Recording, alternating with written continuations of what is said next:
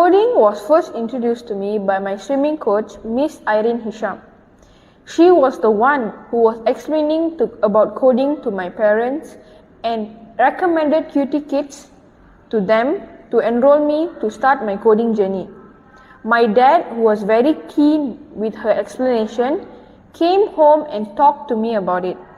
Me, who really likes to play games and spend a lot of time on my laptop, said yes and thought it was a very good idea because it will help me in my future to code or create my own game or website.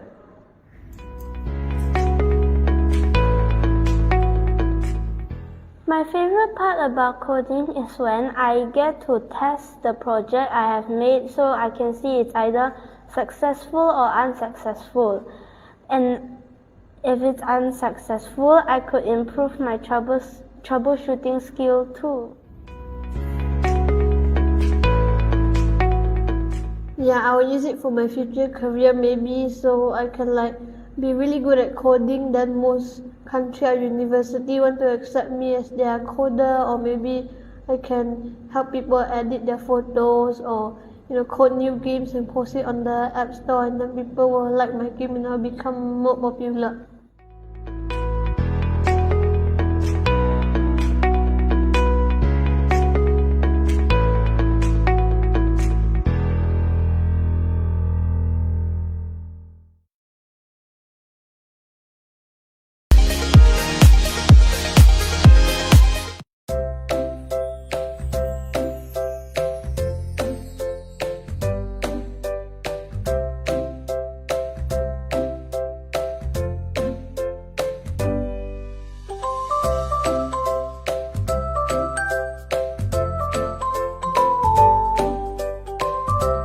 Our vision is to discover an individual's passions and turn it into sustainable skills. Therefore, we have catered to curriculum best fit for kindergartens, primaries, and secondary school students.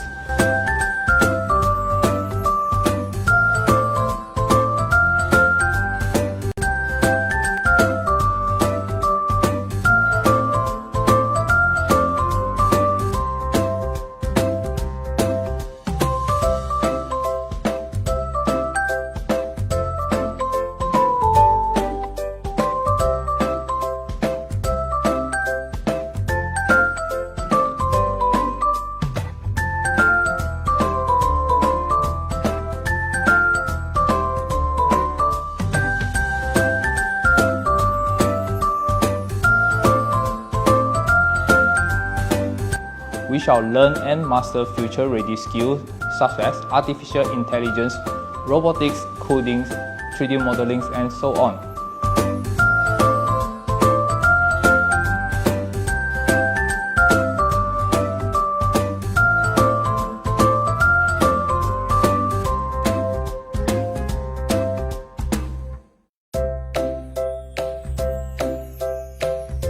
Red, orange, yellow.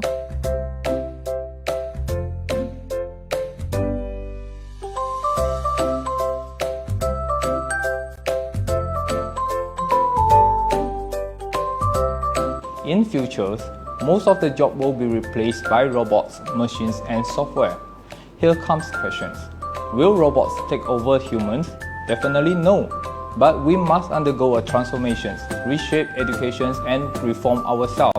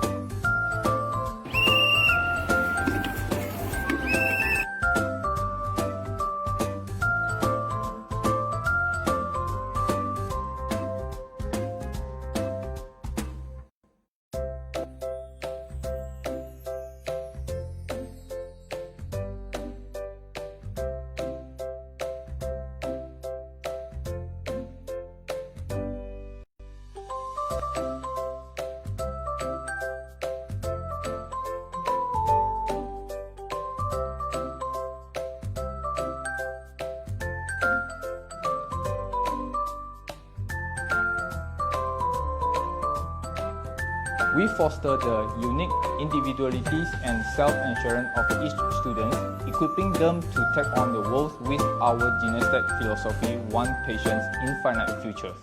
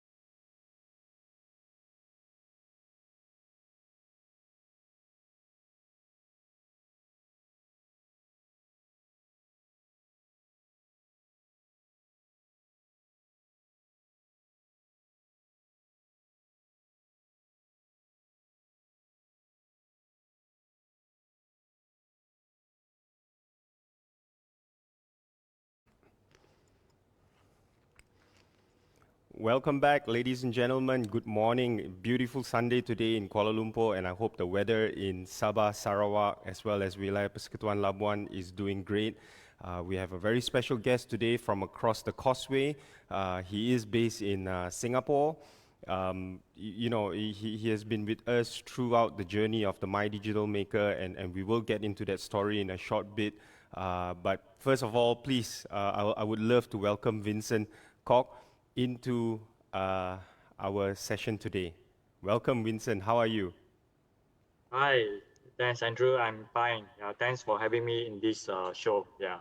Oh, no. I think we should be thanking you for spending your Sunday your weekend together with us today, and obviously to share quite a fair bit of knowledge.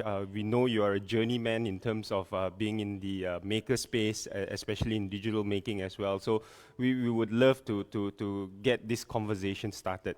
So I suppose let's kickstart this by asking you this question, right? Perhaps a little bit of a background, because for our viewers who may not know you, I did mention that you are dialing in to us right now from Singapore, but perhaps could you give us a little bit of a background about yourself? Sure, yeah. So for myself, yeah, I graduated with a degree in electronic engineering. So then later on, I started to work in Intel, Malaysia, Penang. So as an application engineer. So back then, during the Intel days, I was quite heavily involved in the maker scenes in Penang. So if you recall the Penang Maker Fair, Penang Mini Maker Fair, Penang Maker Fest, all that was happening back in 2015, 16, or that time. Then that's where I get involved in that. And after that, I pursue my another journey onto EdTech, which is education technology field, where I involve heavily in the education. And right now, I'm more involved as a technical trainer in Microsoft. Yeah. So that's my kind of like journey up to from my graduation up to now, which is about 7 years. In the time right now, yeah. So just to get an idea, you did mention the Penang Mini Maker Fair. So I would assume that originally you are from Penang? No, I'm not from Penang. I'm from Perak, yeah. You're from Perak. Okay, great. Yes. Now, since you have already mentioned about the Penang Maker Fair, that was one of the things I wanted to get into. Penang Mini Maker Fair, could you give us a bit of a description of what it is? What was your role? I know you were the organizing chairman and things like that back in 2014, 15, 16 as well. Could you just give us a little bit of a background about the Penang Mini Maker Fair? Yeah, sure, definitely. So for Penang Mini Maker Fair, well, Maker Fair is a kind of like a celebration of creativities and innovation across the world. So it's actually happening globally. So we bring this kind of like celebration to Penang. So that's where I think different industry like Intel, Motorola, I think, and a few more, they work together. And I think Crest as well. So we work together to organize this fair, so that it's kind of like a branded like science fair. So that's where we gather people from all around art and craft, tech, to together and showcase their work to the community, right? So it's about community, and that's where we foster and we encourage different kind of creativities to happen. So my role that time was more like the organizing community, part of the organizing community, to liaise with the makers, to liaise with the different workshop, and also speakers, to make all these things happen on the, I think, about 2 days event, yeah. So that's back then, it was really a good time. And also we organized out the makers tour, so where we bring our visitors to different factories in Penang as well, yeah, so that they understand the tech scene in Penang, yeah. So I'm happy to hear that. With that experience, Vincent, if obviously the situation permits, when we run the My Digital Maker Fair East Malaysia next year, we hope to obviously have you to give us some insights and give us some tips on how to run a maker tour and whatnot throughout the East Malaysia region as well. That would be really fantastic to get the kids out, the teachers out, to do hands-on and be involved in group activities in that sense. Yeah, definitely. So that's a great idea, yeah. Of course, where the things permit, right? Yeah, that's right. Now, you mentioned Intel very briefly earlier as well, but I also understand you did your internship also in a somewhat similar kind of what you call PCB designer or something like that. Maybe journey us through that role and how you ended up in Intel. Sure. So for myself, I think back in the my internship days, so I think it's 2014, where I think that time during my uni time, I was exposed to the PCBs, right? So PCB, printed circuit board, where I organized a DIY PCB workshop in my university back then, guided by my seniors. So then I was like very excited about this PCB technology. So I DIY my own PCB, and then I even made my own green PCB later on, which are fabricated from China. Or that. So I thought I was interested in all this PCB designing. So that's why I got the opportunity to internship with National Instrument in Penang. So that's where I become a PCB designer. But while I journeyed through that, I found out that PCB designing might not be the career that I envisioned for, or maybe like suiting my personal characteristic, my personality. So because PCB designing is a little bit more like not involving as part of the entire project that I feel. So because for myself, I prefer to like customer facing and also more like a front role, maybe like sales, marketing, that kind of role. So that's where I talk to different kind of people, even my superior, my supervisor. Then they say, hey, maybe you are suitable with application engineer, right? So that's why I have the thought. And just nice that time Intel was having a very great time where they doing all these kind of makers talk. and then they found me, and then they invited me to Intel, I think PG7 that time, to having to share my journey as a maker. So how I became my maker's journey, how do I went to Shenzhen Maker Fair, all that kind of things. That time I think 2014, that was the kickstart of my Maker Fair journey. So that is where I travel, not around the world yet, but it's more like to Singapore, to Shenzhen, to Taiwan, Tokyo, all that, to join the Maker Fair, right? So that is where once I graduated, so I try to get the opportunity with Intel so that I can get involved in all these maker scenes as well as part of the Intel. Yeah. So it really shows here that you were already very passionate about it. You really went straight towards it in terms of being involved in all the events, trying to obviously gather ideas and gather to grow your network in that sense in the maker space, not just in Malaysia but also overseas. Like you mentioned, you went around a couple of places after that as well, right? So I guess that is very important as well. Yep, exactly. So for me, yeah, I am glad that during my university time, I involved in all this so that I expand my network, so that to know more people, and also so that more people know me as well. So that we can work together to make something great happen. Yeah. We will get back to that networking thing in a short while throughout the conversation later. Now, at Intel, could you describe to us what exactly were you doing in Intel? Yeah, of course. So back then in Intel, so I have a couple of different roles. So I was first involved more in the application engineer role, where I do support customers. So wherever they use our development board, if they face some problems, then they will file a ticket, and then we are the front end people to look at it, and then we troubleshoot it. If we are not able to troubleshoot it, then we will work with the engineering team to get it resolved. Either some of the patch update or firmware update, then we need the engineering support to do that. So I'm kind of like the half technical and half marketing folks to be there, right? Then later on, I move on to a more software engineering field, where I really started to learn the Linux from scratch, because my degree, I don't really learn much on Linux, but on like all the command prompt, all that. Then after that, I think I spent about another 1 year on that to ramp up my software, and after that I went back to automotive field as a platform application engineer as well, so which is also supporting customer on the automotive field, which is really about troubleshooting on the customer's problems, all that, right? Then after that, of course, throughout this 4 years journey in Intel, as a side, I also involved in all these all the makers as part of the Intel Malaysia Makers lead the activities and also the events that Intel hosts for the students, for their employees, right? Yeah. Now, 4 years at Intel, and I would, if I were to think back, I think that 4 years was when I actually first met you for the first time, for the My Digital Maker Fair 2019, if I'm not mistaken. Or was it 2018? 2019, I think. But at that time, I think actually I just left Intel, yeah. Right. It's okay. just around that time, yeah. So it was that transitional period at that point in time. So for the benefit of our audience, I met Vincent for the first time for the My Digital Maker Fair 2019 project, which we had it at the MyTech in the convention center in MyTech in Jalan Duta, and Vincent was a great help. I think his section or his booth area was one of the most popular ones, because it involved hands-on what you call activity, and soldering was one of the main thing that Vincent was running for us at that point in time. So it was great memories of that. I think you would agree with me.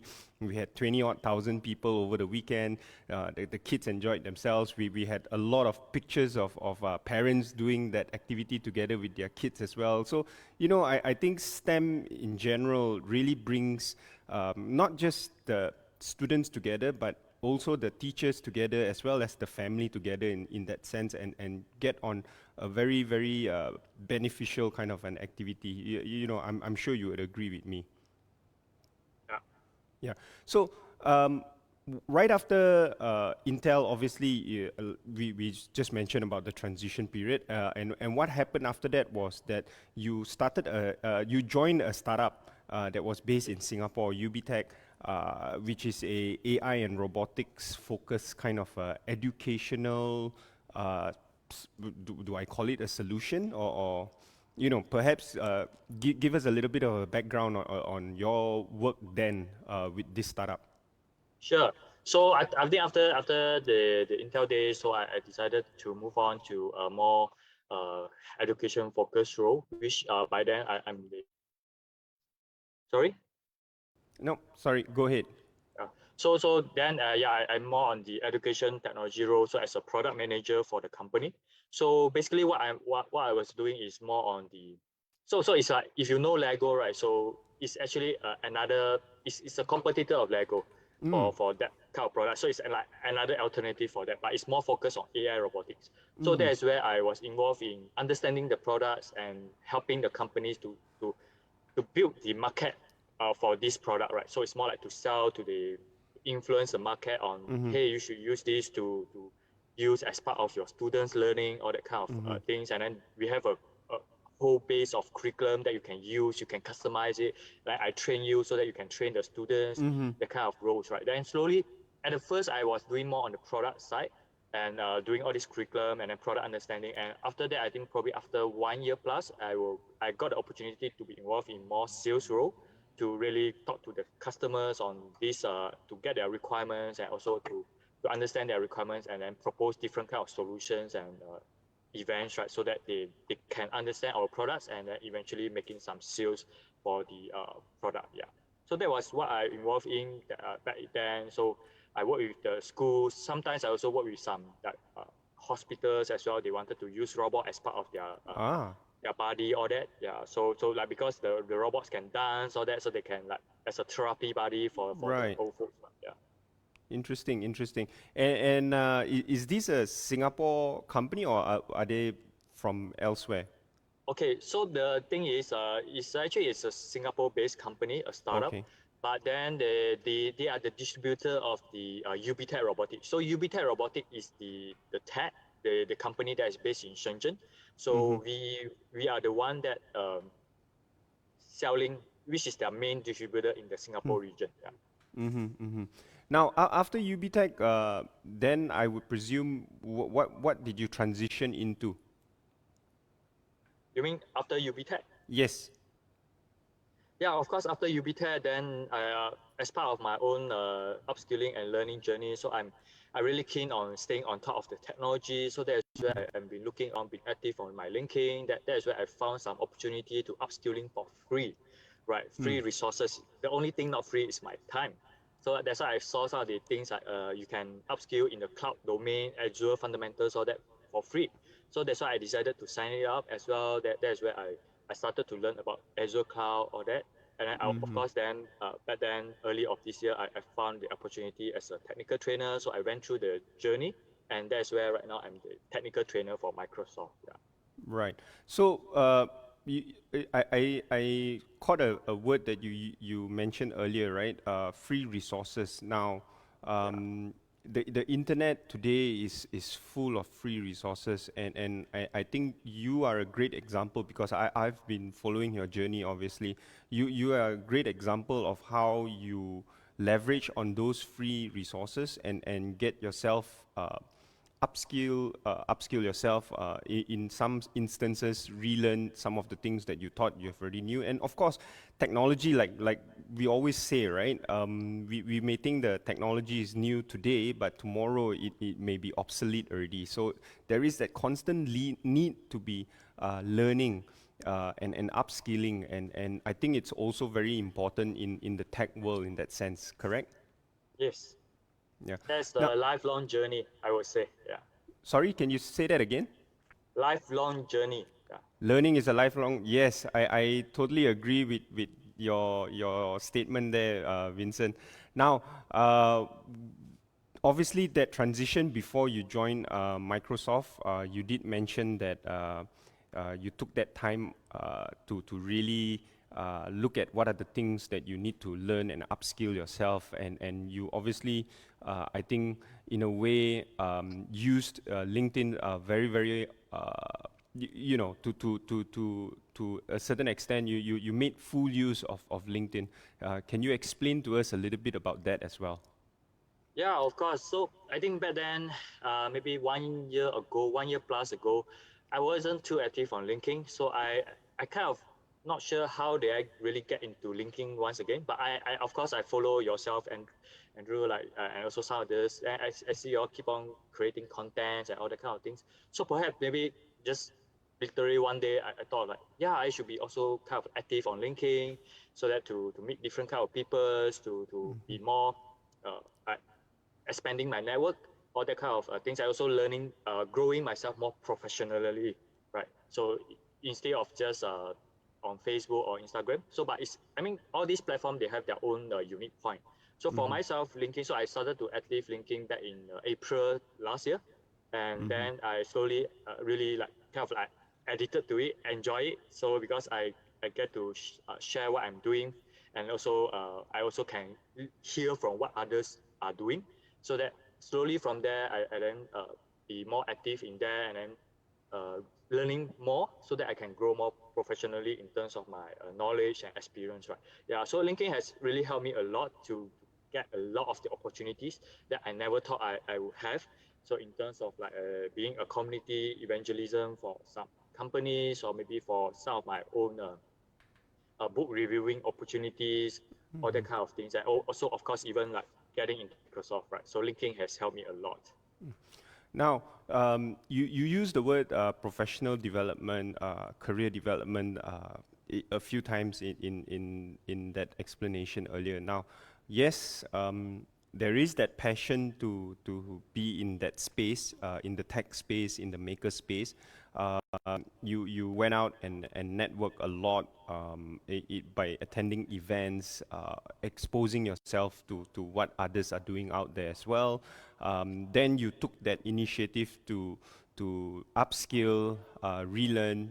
There are a lot of certification that can be done via LinkedIn Learning as well, for example, right? And obviously all the other free resources and free tools that you also mentioned very briefly. I know you are an AI enthusiast as well. You are really, I mean, to me, it looks like you're really deep diving into that segment of tech as well. All that mentioned, but I think one very important thing to also consider is to have the right people with you. And I think in your case, you obviously have certain mentors that you felt that has helped you in that journey. Wouldn't you say so? Would you like to share a little bit about that as well? Yeah, of course, this is also one of my things that, yeah, thanks for bringing this up. So, yeah, in fact, I'm really thankful for this, my entire journey right now. It's actually, it's really not possible without the guidance from my mentor. So I know, I get to know my mentor back in Intel days as well. She's also I mean, a manager in Intel. So I got to know her through my involvement in all the events that I'm going through. So through the events that we did and all that, so we built trust with each other. And indirectly, I just get her to be my mentor, right? So that is just like indirect. It's not like very formal that, hey, can you be my mentor? That kind of thing. So it's just very indirect that she becoming my mentor and not just my career mentor. She's even also my life mentor in dealing with a lot of the things that I'm going through in my life right now.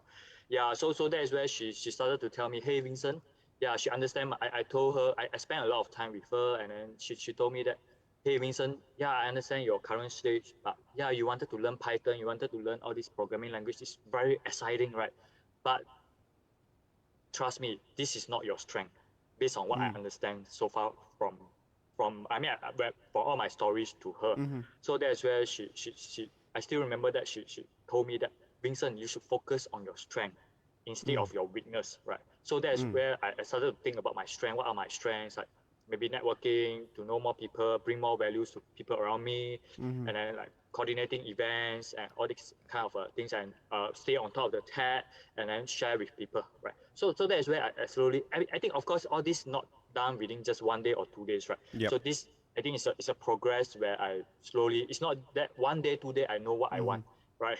So that's where I keep on thinking and then talking to different people. So my mentors, my different friends, all that, so that I get to know what I really wanted. Of course, right now it's not that I know really 100% what I wanted, but it's still a journey. Yeah. So, but I mean, in this journey, it's very important that we have mentors, which is someone that is can give us some advice based on their previous experience, so that we don't go through the same maybe like a stupid path, or maybe bend the wall, that kind of things, right? Yeah. So it's really helpful. Yeah.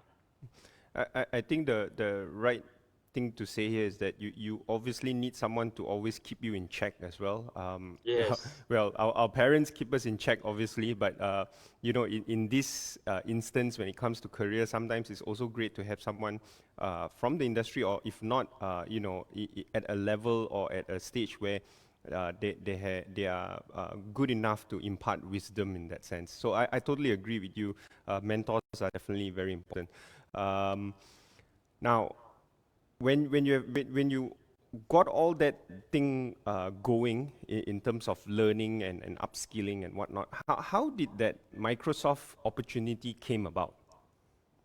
All right, so this one back then, so I still need to mention about one thing, which is still back in Intel days, and also based on the network, the events that I joined, I got to know a friend through all these events. So then I think she also part of Intel early on, but then after that she left, and then she joined Microsoft Vietnam back then.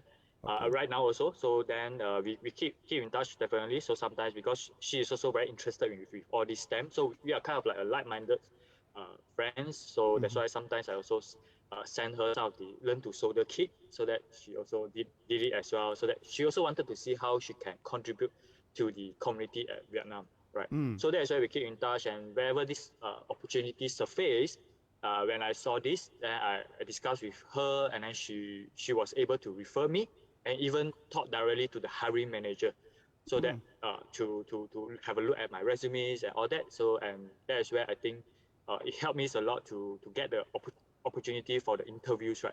And hence I went through the 4 rounds of interviews, and that's where I am right now. Yeah. Now, did it ever cross your mind at any point in time, even before speaking to your ex-colleague who is based in Vietnam, that you would one day be applying for a job in Microsoft, or has that always been in your mind ever since your PCB days and you know, running the Penang Mini Maker, because you are so exposed to all these great big tech companies, right? Intel and whatnot. Has it ever crossed your mind one day that, you know, you'll be actually holding an office card that says Microsoft, or even taking a picture of, I saw that great picture of yours in front of the Microsoft block words, right, in the office. You know, have you ever thought of that? And not just as a side office visit, but actually working there? Yeah, I think this is a very great question, and also, well, it's tricky in a way. So of course, if you ask me, I never thought of I will be having the opportunity to work in there, right? Seriously, but of course, I think it's a kind of like a dream for people to work in tech companies like Microsoft, Intel. So back then, of course, like Intel and Microsoft, Google, all that kind of companies. So never I thought of like I will be having this opportunity, and of course it's not very easy to go through the 4 rounds of interviews and all that. So, and I really great that I was able to go through this and get into it, and finally I'm also, another great thing is that it's a role that I'm really enjoying every single day wherever I did the training delivery, 9 to 5 p.m. So after every training delivery, I'm getting very, very inspired and motivated. The energy level for myself is really coming from the learners themselves, right? So because they are very excited to learn, they are very looking forward to learn. So that is where I get excited as well. And at the end of the day, like 5 p.m., 6 p.m., I'm still very energetic, right? So that's really, it's also a job that I really enjoying in here and also with Microsoft, yeah.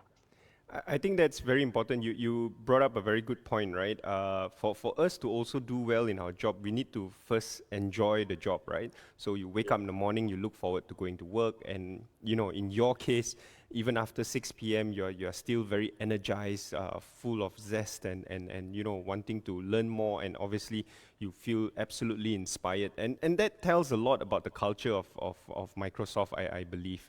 Now. Help me understand, as a non-tech guy, right? what is a Microsoft technical trainer? What does your job really entails? Obviously, if it's convenient for you to share with us. Yeah, of course. So to be more simple, so I'm like a technology teacher, right? So for myself, so like Microsoft, they have a lot of the certification, so different level of the certification. So I'm the one, my team, we are focusing more on the fundamental certification. So if you know about the AZ900, AI900, DP900, SC900, all these certification, so you can look up for it as well. So all these fundamental certification will be the portfolio for myself, where I will need to empower the Microsoft customers on getting this knowledge so that they can pass the certification as well, and of course encourage them to use Azure in their organization. Yeah.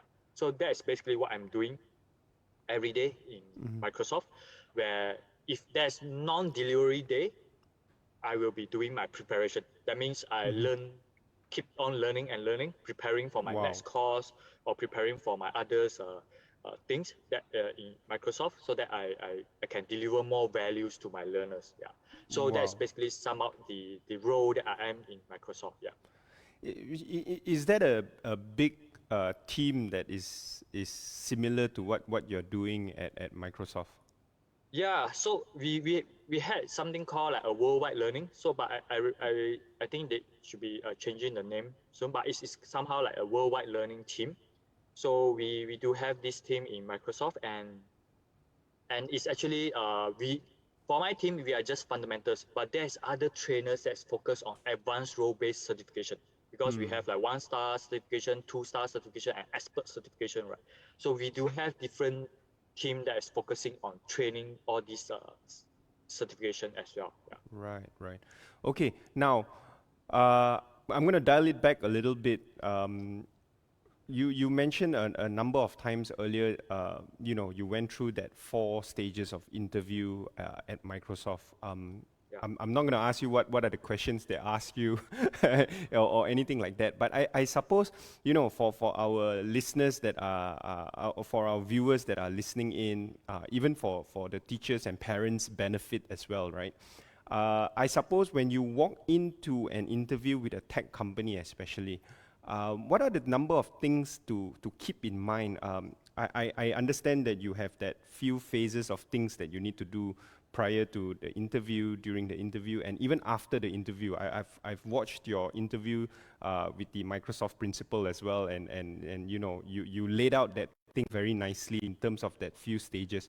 Could you perhaps just walk us through that stages and help our viewers to understand what do you need to prep when you enter into an interview session, especially with a tech company?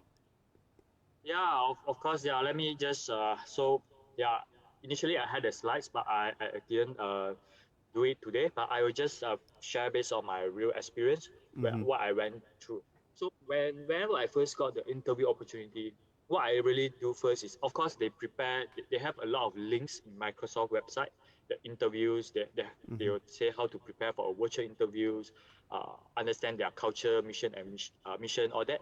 So that is the very first thing that I really start to do, right? So I really go and understand what their culture, so what they are doing, then all that kind of things. So to understand, go through each of the links that the recruiter sent me, so that I really understand how do I prepare for my virtual interview. So that's the very beginning, right?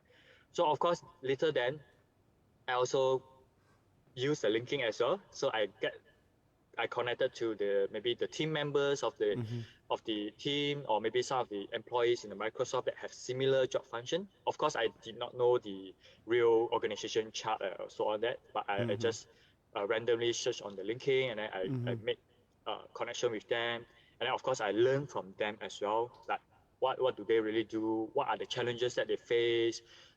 How do you conduct your training, so that I get a better understanding of the role as a trainer, because different roles, they might be quite different, even though it's like similar title, right? So that's why I get to understand that, so that I prepare myself, so that wherever I get asked, it's not something new for me. Even though I'm trained, I was a trainer in the previous role, so I just wanted to more like get my context into that Microsoft technical trainer role.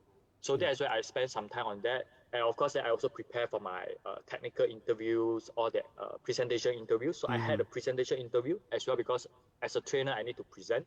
So that is where I also practice my presentation with my mentors, all that, so that they can say, hey, this part not good and that part. So I spend some time to do that. So that's like 3, right? So a lot of preparation are done.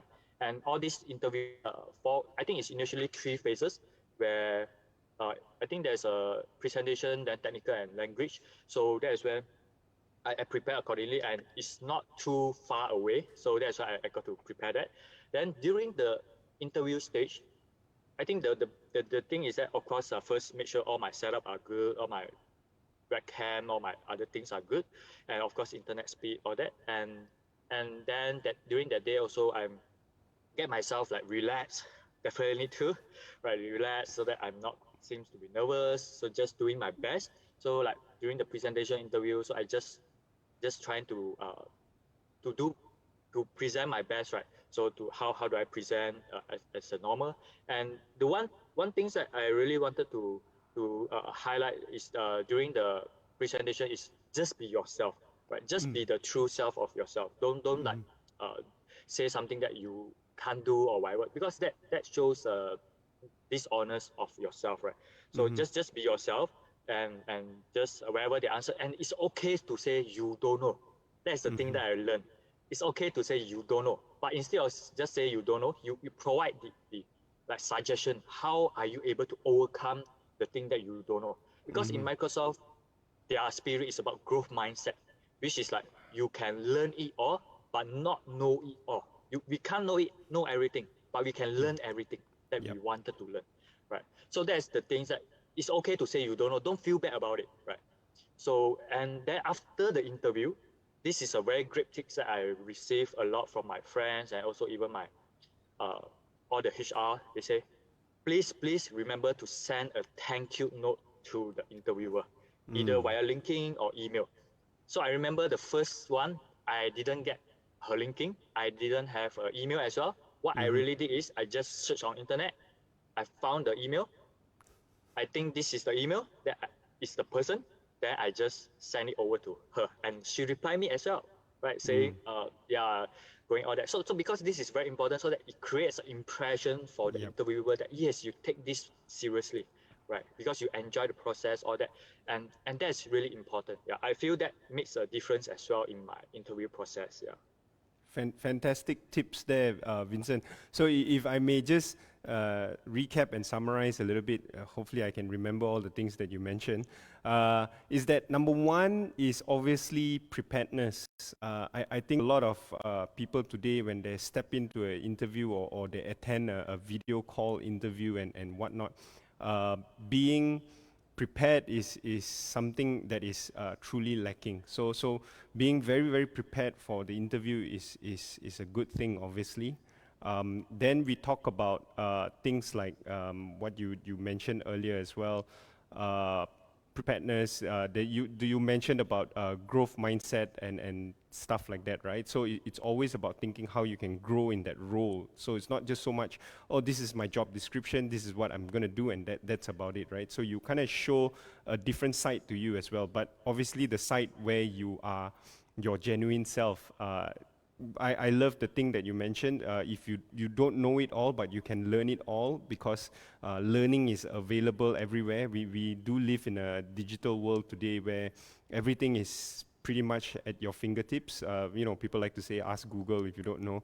So again, people don't take that literally sometimes, but sometimes that is also good. Google does know most of the things, so you do have to be in that state of mind. I think I want to point out another thing that was quite important to me, especially that you mentioned about being relaxed before the interview. So I think mental preparedness in that sense is also great. So mental well-being is obviously important. You don't have to get too stressed out when you're facing the interview and or during that whole particular period of running through the interviews and whatnot, right? Because four different levels of interviews can really take the toll out of someone. So being mentally prepared is also very important. The thank you note is beautiful. I think a lot of people don't do that enough. As you know, in a way, being given the opportunity to even attend the interview is already something very, very something that we should be very grateful and thankful for. So after the interview, to drop a note, to drop an email, or if they are available on LinkedIn, you drop a message on LinkedIn to say thank you. That is fantastic. But I also noticed something there, right? So you said that the first interview that you did, you had no way of communicating with her, and what you did was you really searched throughout whether it's the internet or asking around and stuff like that, and you managed to find it, and yet you still drop that message. So to me, that was perseverance. Perseverance is obviously very, very key to whether it's working in a tech industry or any industry for that matter, right? So you really laid out pretty good points there for all of us to kind of let it sink in that sense. So I do hope our young viewers that are watching and are tuning in to us really do take that into heed, and of course the educators and teachers as well should also keep these steps in mind, whatever that Vincent has just shared. And obviously, I think it would be lovely at the secondary level where teachers also start to then train their students to kind of face this sort of an interview, right? Be it for internship or a part-time job. And it doesn't need to be in the tech industry as well, right? Because the tips that you mentioned to us over here, I think cuts across all industries and all types of work as well. So that's really great, Vincent, really great. We've got a few more minutes to chat. I want to just perhaps I want to get your thoughts, Vincent, in terms of STEM education in Malaysia. What are your thoughts on that? How do you think we can elevate that a little bit more? I know MDEC and the My Digital Maker movement has been doing great work over the years. Ever since the program has started, we have seen a lot of impact. A lot of rural area schools have benefited from it as well. But what are your thoughts as, I would say, someone who was and still is on ground in terms of being in that maker space, the digital maker space as well? Mean the thoughts in the STEM's field in Malaysia, right? Mm-hmm. Yeah. Yeah. So of course, I think it's still a lot to grow in Malaysia right there. So of course, like you mentioned, the My Digital Maker and all that, and that is doing a great job in there. And of course, with all this, there's need a cooperation with all the parties as well, so that all these programs and events that are done really is fully benefited by all the parties. And of course, I think it's never too late. So which is right now, I think Malaysia, they are into all these science, technology, engineering, and mathematics, or even like science fair, having all that. And that is where I think it's a like kind of like a never-ending journey that, yeah, I think every one of us is journey on. Yeah. So that's where I think Malaysia is definitely also in all this. I think even in the, if not mistaken, in the RBT, they're also having all these science, all these makers things inside there already, right? So which I think is great, right? Back then, of course, I don't have, but I kind of learned it myself that time. Yeah, I share the same sentiment, Vincent. I wish I had all that opportunity to learn in school as well. But I think you obviously became the better person by taking the initiative by yourself. I just ended up not learning it at all. Yeah. Okay, so that's great. So obviously there is, we obviously see the light at the end of the tunnel. It's a bright future for Malaysia in terms of digital making and digital tech education. I over the last few days, speaking to a lot of the teachers and seeing their enthusiasm and their passion for it, I think we are definitely in that right direction in terms of moving forward with this whole My Digital Maker movement agenda. So that's wonderful. My head off to the people at MDEC for doing such a great work as well. And I would say you would also agree with me when I say that the ecosystem partners will also continuously need to come together and work together. Don't you think so? Yes, of course, the ecosystem partner. So with all this, where I think all this My Digital Maker, you work with a lot of the ecosystem partner, right? So because you can't be doing all this alone, right? Yep. So this is like leverage on each other's strength to grow more, right? Yeah. Now, for people who are interested to get in touch with Vincent and obviously to also connect with him, Vincent is more than willing to be connected via LinkedIn. And here you go, that's Vincent Kok on LinkedIn. That's the QR code for you to scan to be connected with Vincent. And obviously, Vincent then will, approve the connection. But of course, we do hope you personalize the invite. Where you actually say, hey, Vincent, I was watching your session on My Digital Maker Fair 2022 at East Malaysia, and and I scanned on the QR, and obviously now I hope to get connected with you. So there you go. That's Vincent's QR again. So I do hope you have the time to scan it. But if you don't, obviously this session is also going to be available later on. So you can just forward or rewind to the part and then pause and then do that scan via your smartphone. So Vincent, once again, thank you so much for spending your Sunday morning with us, and also obviously sharing your very, very wonderful journey, in your tech journey in terms of being in the tech industry. So it's wonderful, and I love the part you shared about the tips in terms of getting ready for interviews with big tech companies as well. So it's really, really great. Again, on behalf of Synapse as well as MDEC, we would like to say thank you for your time, and we wish you all the best at Microsoft. And we hope to see more great things from you, Vincent. Of course, yeah, let's stay connected, and thank you once again for having me, Andrew. And obviously come join us for My Digital Maker Fair 2023 onwards, and obviously when we have it as a physical thing over in East Malaysia as well. Sure. All right, Definitely. great. So, ladies and gentlemen, boys and girls, don't go away. We will be back at 12 p.m. Where we will speak to Cikgu Anutra Sirisena, who is the founder of Tenom Innovation Center. Great person to speak to. And then at 2 p.m. we will have obviously Cikgu Aurelia, who is the Fulbright alumna under the Teaching Excellence and Achievement program. We will talk to her about how soft skills are important and integral in tech. And then as we move on at 3 p.m., we will have Cikgu Samsuria, who is a Google certified trainer. And I've never seen a teacher that is as enthusiastic as her, and that she's full of passion for teaching and learning as well. And we end off day 3, obviously, with technologist, associate professor technologist, Dr. Helmi Norman, who is from Pakarunding UKM, University Kebangsaan Malaysia, where he'll talk to us about iOS mobile app usage for ideation as well. So great sessions coming up. It's fantastic that we started off with Vincent, obviously, to give us an idea of what the real world is out there, and to prepare our kids for the future of work as well. So Vincent, once again, thank you so much. We'll see you again. Take care. Bye-bye. Thank you. Bye.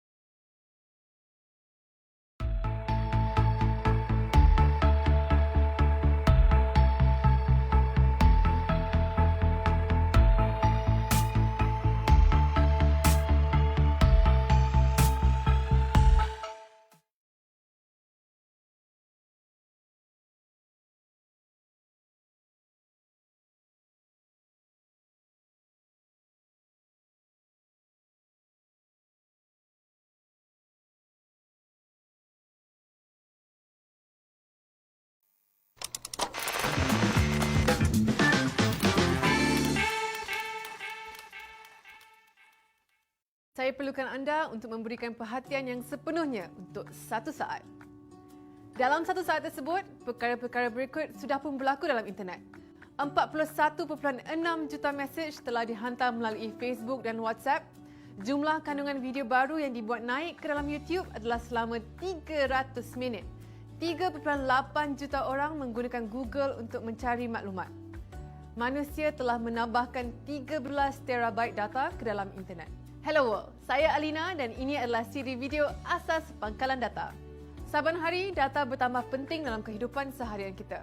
Malah, sains yang digunakan untuk memanipulasi dan menggunakan data atau dikenali sebagai data science telah disenaraikan sebagai salah satu kemahiran yang paling penting untuk memenuhi keperluan pekerjaan masa depan. Namun, kita perlu faham yang data sahaja yang belum diproses tidak berguna. Data yang diproses siap dengan maklumat tambahan dan juga konteks dikenali sebagai maklumat atau information. Sebagai contoh, data berikut tidak bermakna tanpa konteks. Apa yang kita nampak cuma beberapa perkataan dan satu siri nombor. Walau bagaimanapun, dengan adanya konteks dan maklumat yang betul, data tadi mula menjadi lebih bermakna. Dalam siri video kali ini, kita akan belajar cara-cara untuk menguruskan data. Secara spesifik lagi, kita akan belajar cara-cara untuk menguruskan data menggunakan pangkalan data atau database.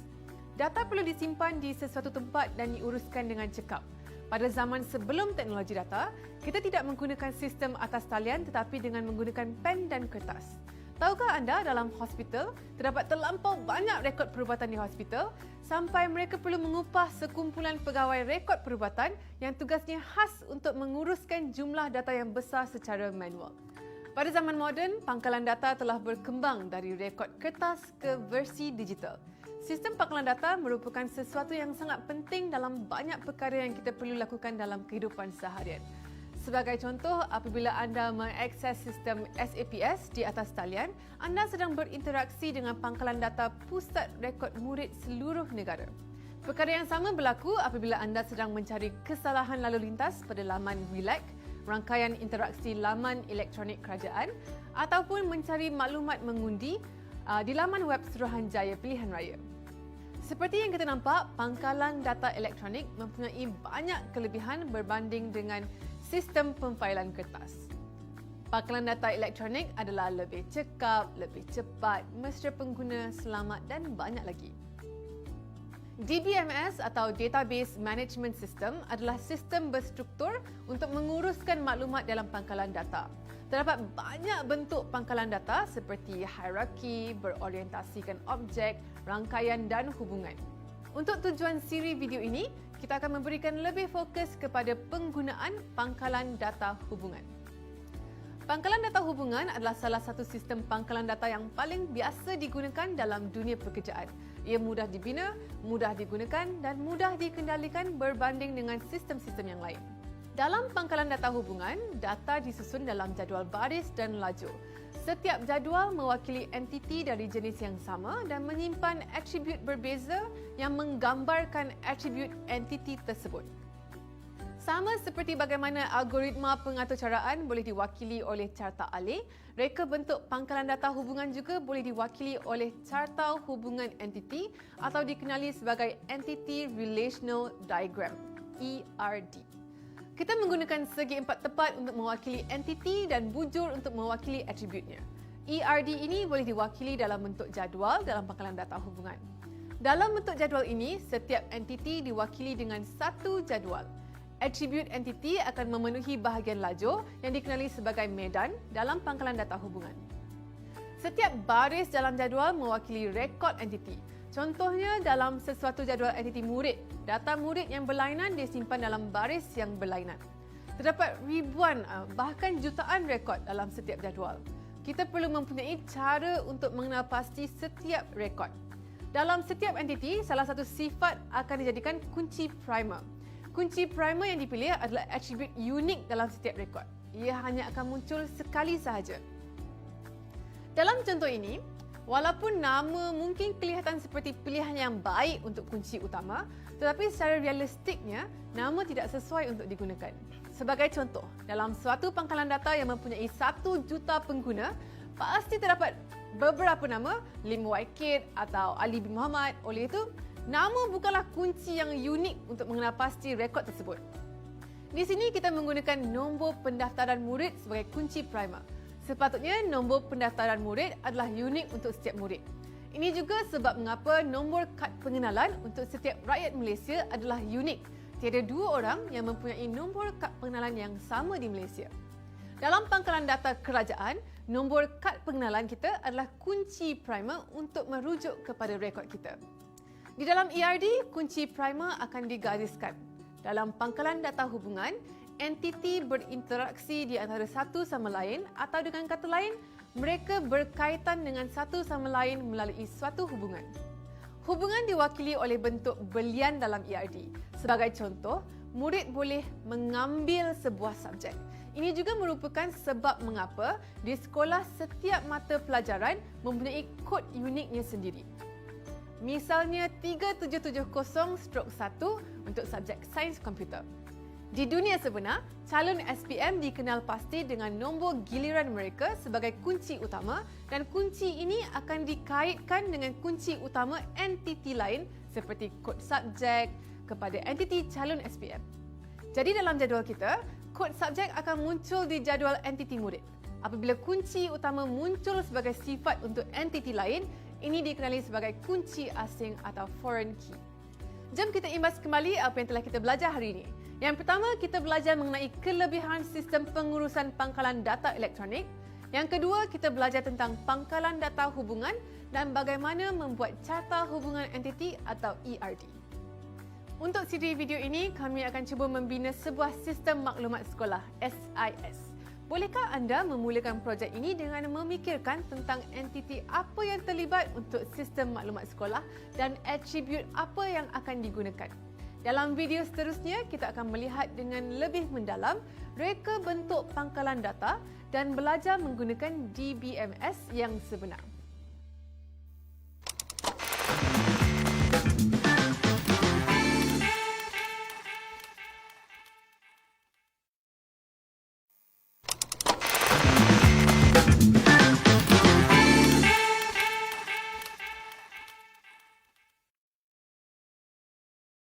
Hello world, selamat kembali ke episod 2 siri video asas pangkalan data. Dalam kehidupan sebenar, anda akan melihat bahawa semua perkara adalah saling berkait. Sebagai contoh, anda boleh menemui produk yang sama yang boleh didapati di semua pasaraya. Tapi ada juga jenama tertentu yang hanya boleh dibeli di pasaraya tertentu. Setiap seorang daripada kita boleh mempunyai satu nombor kad pengenalan sahaja. Dan dengan nombor kad pengenalan itu, kita boleh mendaftar seberapa banyak nombor mudah alih telefon yang kita mahu. Banyak alamat yang berbeza boleh mempunyai poskod yang sama, tetapi setiap negara hanya boleh mempunyai satu kod negara telefon tertentu atau alamat domain laman web sahaja. Dalam kehidupan sebenar, hubungan antara perkara-perkara yang berbeza boleh wujud dalam bentuk yang berbeza. Sesetengah perkara seperti anda dan nombor kad pengenalan anda wujud dalam hubungan satu dengan satu. Sementara yang lain seperti poskod untuk alamat boleh wujud dalam hubungan satu dengan banyak. Oleh kerana entiti mewakili objek kehidupan sebenar, jadi hubungan antara entiti yang lain pun sama seperti objek kehidupan sebenar, iaitu terdapat pelbagai jenis hubungan yang berlainan. Hubungan antara entiti dikenali sebagai cardinality. Cardinality boleh diwakili oleh sesuatu yang disebut sebagai notasi Crowfoot seperti yang terpapar. Walau bagaimanapun, untuk memudahkan pemahaman konsep ini, kita hanya akan meletakkan nombor pada garis nombor untuk menunjukkan cardinality hubungan tersebut. Terdapat 3 jenis cardinality. Yang pertama ialah hubungan satu dengan satu. Setiap entiti hanya boleh berinteraksi dengan satu entiti lain sekali sahaja. Sebagai contoh, anda dan nombor kad pengenalan anda, setiap daripada kita hanya boleh mempunyai satu nombor kad pengenalan. Setiap sekolah hanya boleh mempunyai seorang pengetua. Setiap kelas hanya boleh mempunyai seorang guru kelas. Setiap manusia hanya boleh mempunyai seorang ibu kandung. Jenis cardinality yang kedua ialah hubungan satu dengan M atau satu dengan ramai. Seorang bapa boleh mempunyai ramai anak. Satu kelas boleh mempunyai ramai murid. Satu sekolah boleh mempunyai banyak kelas. Satu orang boleh memiliki banyak nombor telefon. Cardinality yang ketiga mempunyai konsep yang sedikit rumit, iaitu hubungan banyak dengan banyak ataupun dikenali sebagai hubungan M dengan N. Sebagai contoh, ramai murid boleh diajar oleh ramai guru dan ramai guru boleh mengajar ramai murid. Banyak kereta boleh dimiliki oleh ramai orang dan ramai orang boleh memiliki banyak kereta. Banyak buku boleh ditulis oleh ramai penulis dan ramai penulis boleh menulis banyak buku.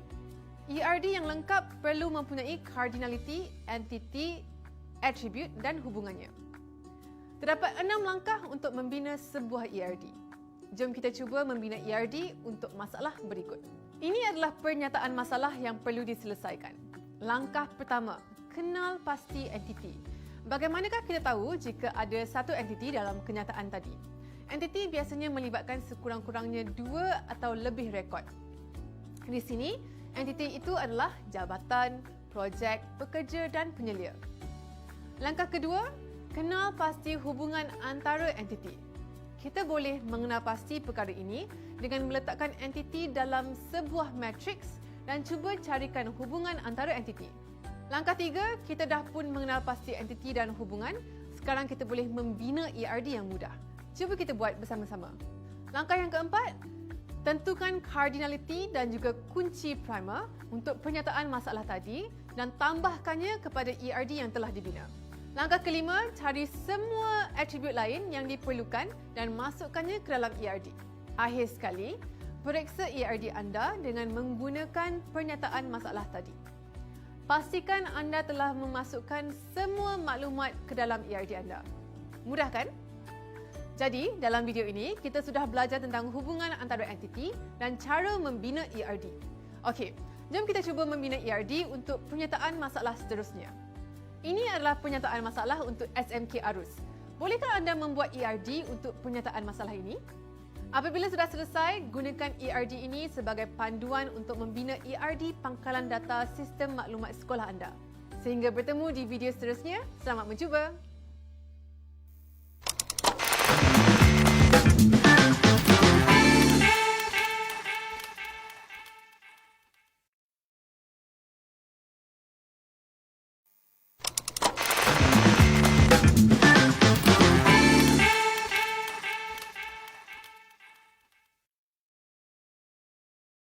Hello world, selamat kembali ke episod 3 siri video Asas Pangkalan Data. Sebelum seorang arkitek merancang suatu bangunan, dia akan terlebih dahulu membuat draft untuk memberikan gambaran awal bentuk bangunan untuk ditunjukkan kepada klien atau pelanggannya. Lukisan draft ini sering bersifat konseptual, tanpa memberikan terlalu banyak ciri-ciri terperinci bangunan tersebut. Okey, walaupun lukisan ini bagus untuk menunjukkan kepada kita bagaimana bangunan itu akan kelihatan apabila siap nanti, ia tidak mencukupi untuk membina bangunan tersebut. Okey.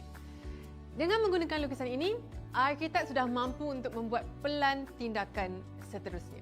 Sebuah blueprint lebih sesuai digunakan berbanding dengan lakaran kerana blueprint mengandungi semua maklumat teknikal yang diperlukan untuk membina bangunan tersebut.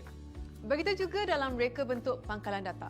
Walaupun kita memulakan proses perancangan reka bentuk menggunakan ERD, kita perlu mengubahnya menjadi skema hubungan untuk mewujudkan pangkalan data yang sebenar. Dalam episod ini, kita akan belajar cara untuk menghasilkan skema hubungan berdasarkan ERD. Kita membina skema hubungan dari ERD. Skema hubungan sebenarnya merupakan koleksi jadual. Dalam setiap jadual, kita menentukan kunci primer, kunci asing dan maklumat lain yang diperlukan yang boleh membantu kita untuk membuat jadual dalam pangkalan data nanti. Skema hubungan kelihatan seperti ini. Terdapat beberapa perbezaan ketara antara skema hubungan dan ERD. Untuk ERD, kita membuat grafik hanya untuk entiti, hubungan dan atribut. Melihat skema hubungan ini, kita boleh nampak dengan jelas yang skema ini lebih lengkap berbanding dengan ERD. Setiap entiti ada jadualnya masing-masing dan sesetengah hubungan juga mempunyai jadualnya tersendiri. Pangkalan data hubungan disimpan di dalam jadual dalam DBMS. Dengan adanya skema hubungan ini, ia membolehkan kita membuat rancangan untuk memudahkan pembinaan jadual dalam sistem pengurusan pangkalan data nanti. Terdapat 2 langkah untuk mewujudkan skema hubungan. Langkah yang pertama, untuk setiap entiti, buat jadual untuknya dan bahagian untuk setiap atributnya. Gariskan kunci primer dalam jadual. Apabila kita membina jadual pangkalan data sebenar, ia akan kelihatan seperti ini.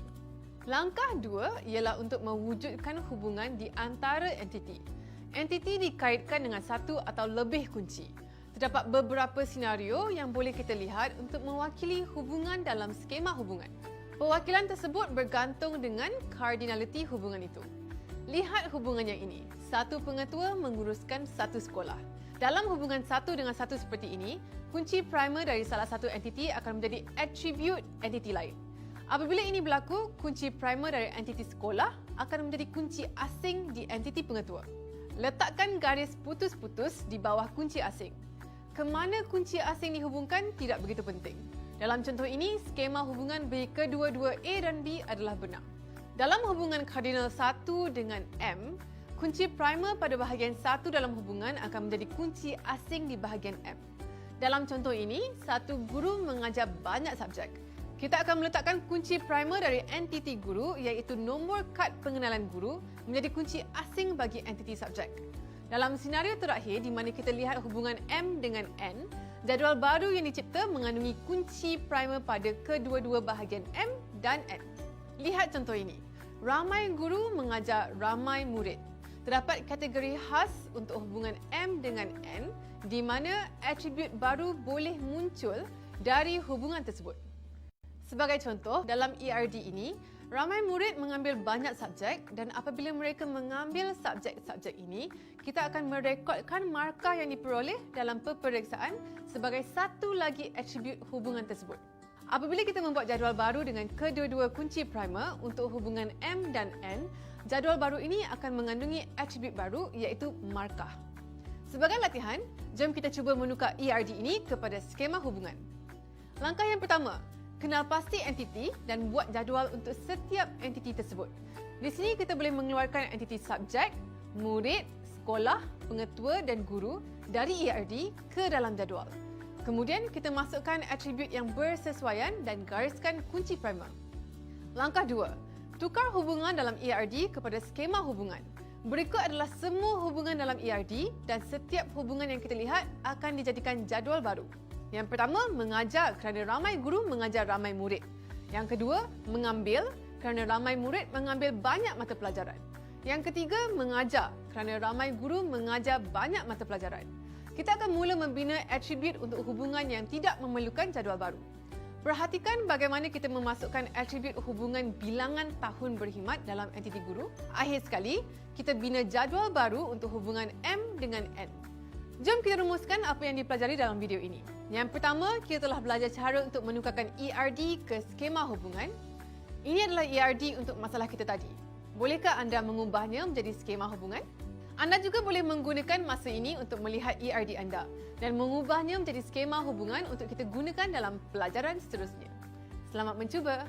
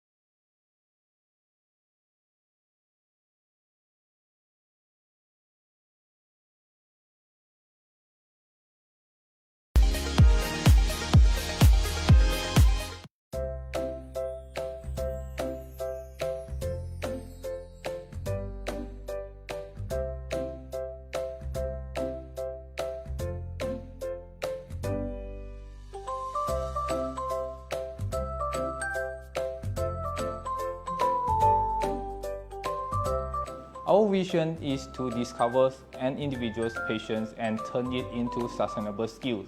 Therefore, we have catered to curriculum best fit for kindergartens, primaries, and secondary school students.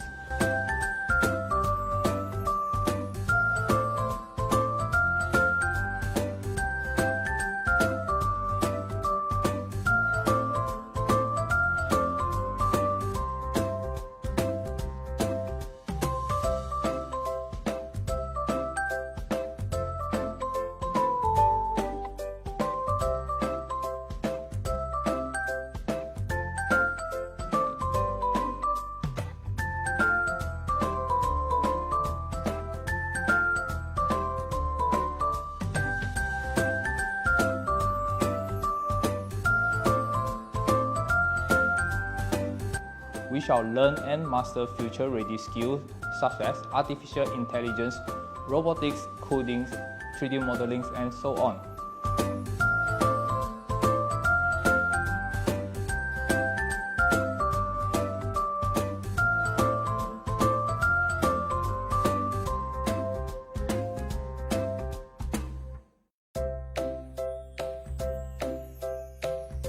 red, orange, yellow,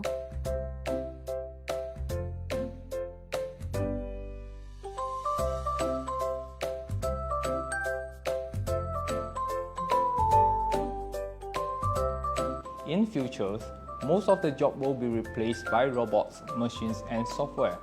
Here comes questions. Will robots take over humans? Definitely no. But we must undergo a transformation, reshape education, and reform ourselves.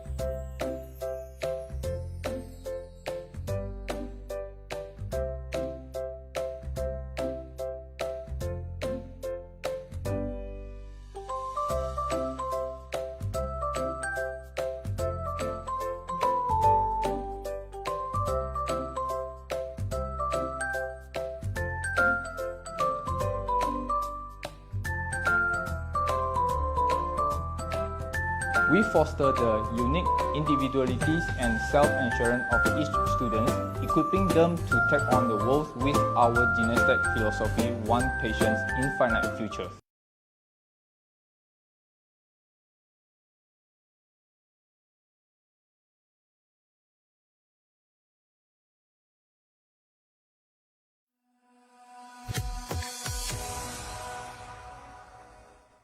Welcome everybody to Edu360 Academy.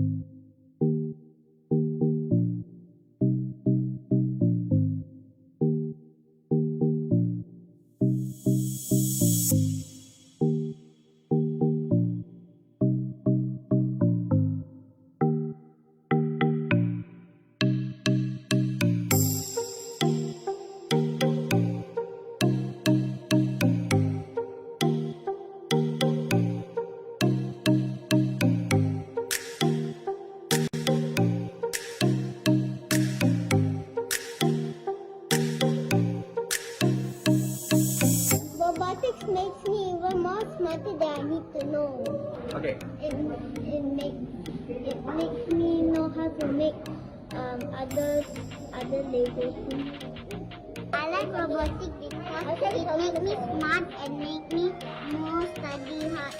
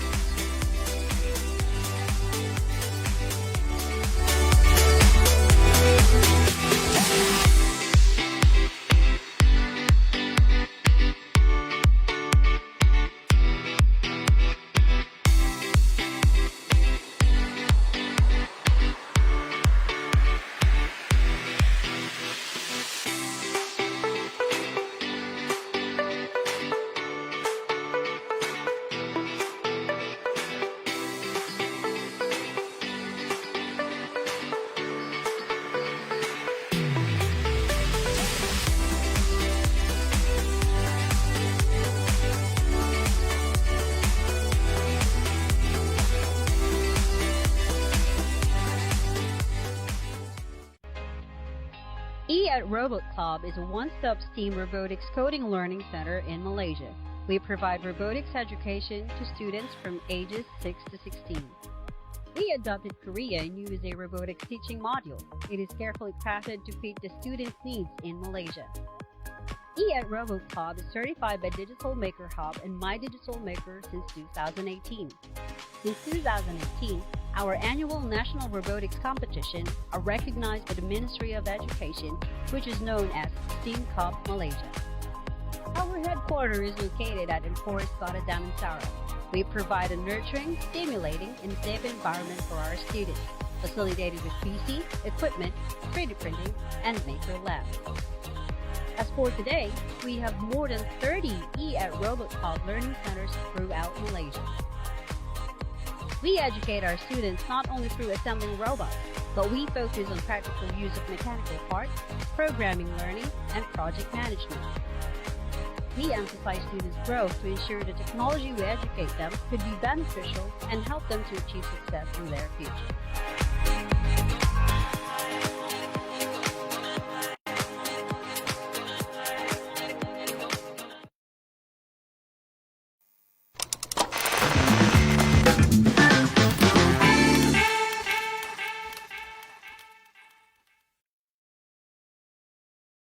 Hello world, selamat kembali ke episod 4 siri video Asas Pangkalan Data. Kita telah pun hasilkan skema hubungan dan sekarang tibanya masa untuk kita mewujudkan pangkalan data kita. Terdapat banyak jenis DBMS yang ada di pasaran. Sesetengah DBMS seperti MySQL ataupun Oracle membolehkan perantaraan pangkalan data dengan pengaturcaraan penskriptan pelayan seperti PHP. Namun, untuk tujuan video ini, kita akan menggunakan perisian Microsoft Access. Untuk video ini, kita akan gunakan contoh skema hubungan SMK Arus yang telah dibangunkan. Langkah pertama, buka perisian Microsoft Access dan pilih Blank Desktop Database. Berikan nama yang bermakna kepada pangkalan data anda dan klik Create. Klik Create di bahagian ribbon atas dan klik Table Design. Masukkan semua medan bagi entiti ini. Setiap satu medan diletakkan pada satu baris. Tetapkan jenis data yang bersesuaian pada bahagian Data Type. Anda juga boleh tuliskan nota tambahan di bahagian Description mengenai medan data itu. Tetapkan medan kunci primer dengan mengklik kanan pada medan yang dikehendaki dan pilih Primary Key. Gambar kunci akan timbul pada medan yang dipilih sebagai kunci primer. Pastikan semua kunci asing dan primer ditetapkan ke Yes, No Duplicates bagi bahagian index di bawah medan. Kemudian, tekan View dan Data Sheet View. Satu tertingkap pop-up akan menjelma. Berikan nama yang sesuai kepada entiti ini dan tekan Yes. Microsoft Access membenarkan dua jenis pandangan. View terhadap fail pangkalan data. Koleksi data boleh dilihat sebagai helaian data dengan Data Sheet View ataupun sebagai struktur pangkalan data dengan Design View. Pandangan koleksi data sebagai helaian membolehkan anda melihat semua rekod pada satu jadual, manakala pandangan reka cipta jadual membolehkan anda menukar tetapan pada jadual seperti medan kunci primer, saiz medan dan jenis data pada medan. Pemilihan pandangan boleh dilakukan dengan menekan View di bahagian Design pada ribbon di atas. Untuk tidak melengahkan masa, saya telah pun hasilkan semua jadual. Sekarang tibalah masa untuk hasilkan hubungan antara entiti. Masuk ke Design View dan klikkan Database Tools dan seterusnya Relationship. Cara yang paling senang adalah dengan cara drag and drop. Contohnya, saya ingin gunakan School D pada School sebagai kunci asing di Principal. Saya tarik School D dari School ke Principal. Tikkan Enforce Referential Integrity, ini bermaksud pemadaman School D di satu tempat juga akan memadamkan segala rujukan kepada School D ini di tempat lain. Lengkapkan semua hubungan antara entiti dengan merujuk kepada skema hubungan anda. Setelah anda siap, anda akan perhatikan bahawa bahagian ini semakin serupa dengan skema hubungan. Jangan hairan kerana skema hubungan juga kerap digunakan untuk mewakili reka bentuk sesuatu pangkalan data. Okey, jom kita imbas kembali pengajaran video kali ini. Menukar skema hubungan kepada pangkalan data yang sebenar dan menggunakan Microsoft Access untuk mencipta pangkalan data sebenar tersebut. Baik, anda dah tahu cara untuk menghasilkan pangkalan data dengan menggunakan perisian DBMS. Sekarang tibalah masa untuk anda cuba menterjemahkan skema hubungan anda ke pangkalan data di dalam perisian DBMS. Setelah anda siap dengan sistem pangkalan data anda, jangan lupa untuk masukkan rekod untuk kegunaan video seterusnya. Anda boleh masukkan rekod dengan menaik masuk dalam datasheet view. Selamat mencuba!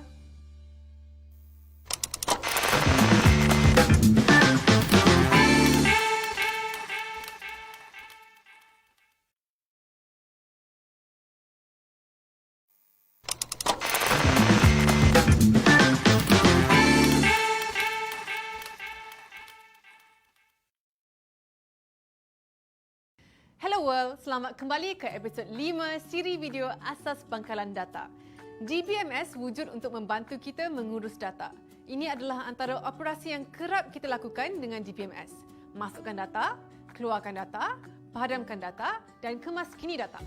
Semua perisian DBMS boleh berinteraksi dengan pengguna melalui bahasa pengaturcaraan SQL. Bahasa pengaturcaraan SQL ataupun Structured Query Language merupakan satu bahasa pengaturcaraan khas dicipta untuk pangkalan data. Pangkalan data hanya akan faham arahan dalam bentuk SQL.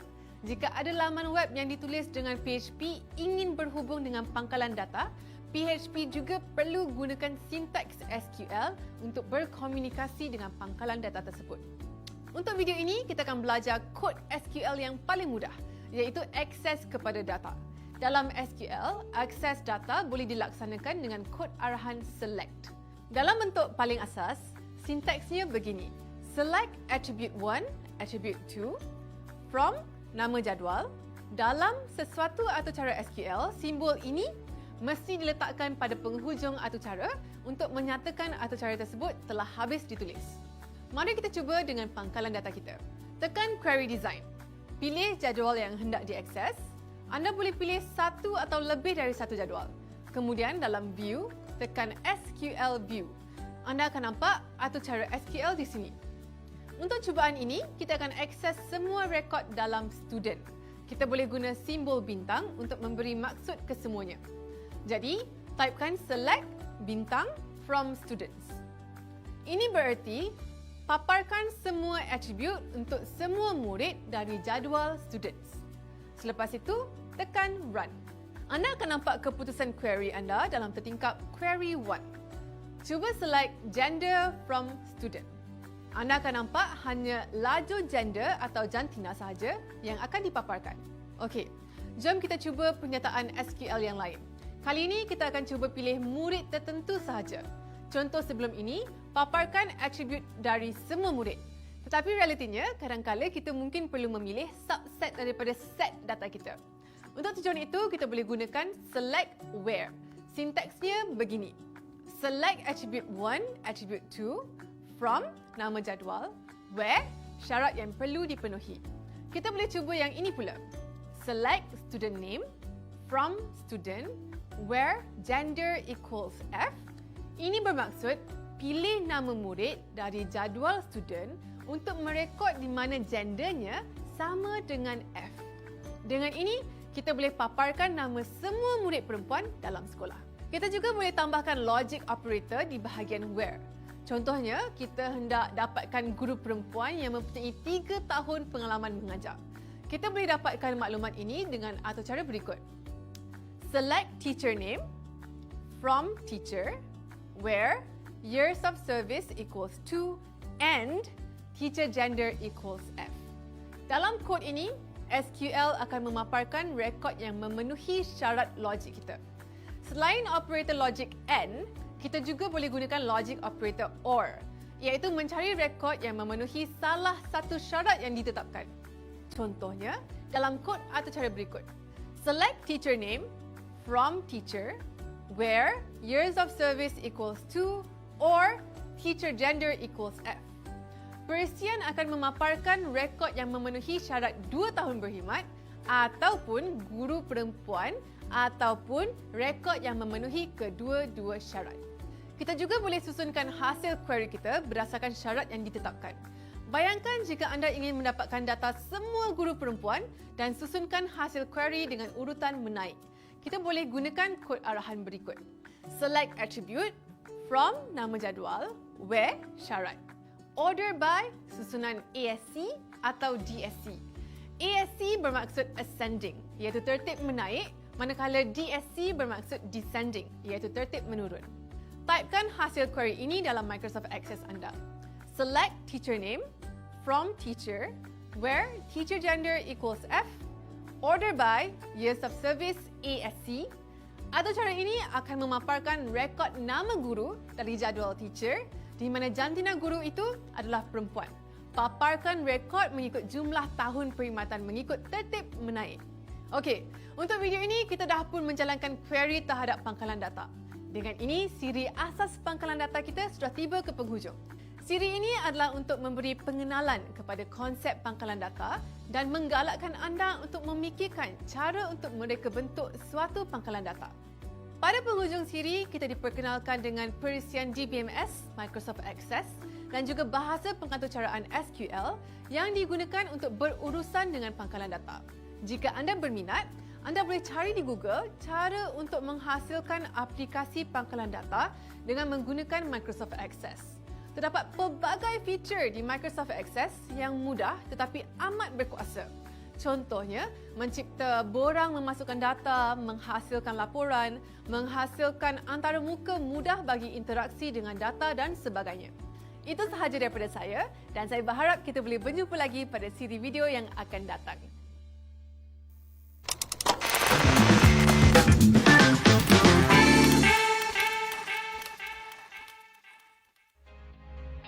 E@Robot Club is a one-stop STEAM robotics coding learning center in Malaysia. We provide robotics education to students from ages 6 to 16. We adopted Korea and use a robotics teaching module. It is carefully crafted to fit the students' needs in Malaysia. E@Robot Club is certified by Digital Maker Hub and My Digital Maker since 2018. Since 2018, our annual National Robotics Competition are recognized by the Ministry of Education, which is known as STEAM Cup Malaysia. Our headquarters is located at Emporis Kota Damansara. We provide a nurturing, stimulating, and safe environment for our students, facilitated with PC, equipment, 3D printing, and Maker Lab. As for today, we have more than 30 E@Robot Club learning centers throughout Malaysia. We educate our students not only through assembling robots, but we focus on practical use of mechanical parts, programming learning, and project management. We emphasize students' growth to ensure the technology we educate them could be beneficial and help them to achieve success in their future.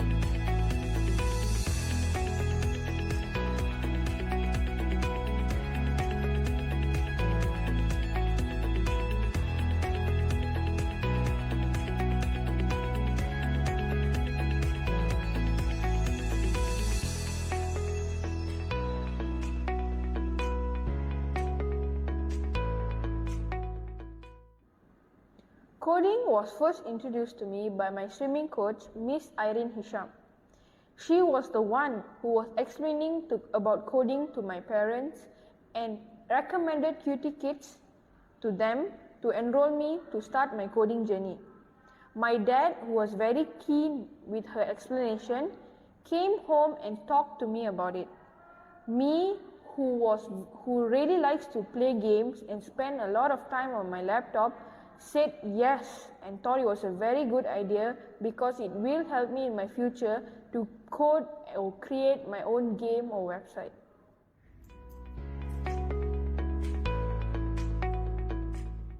My favorite part about coding is when I get to test the project I have made so I can see it's either successful or unsuccessful.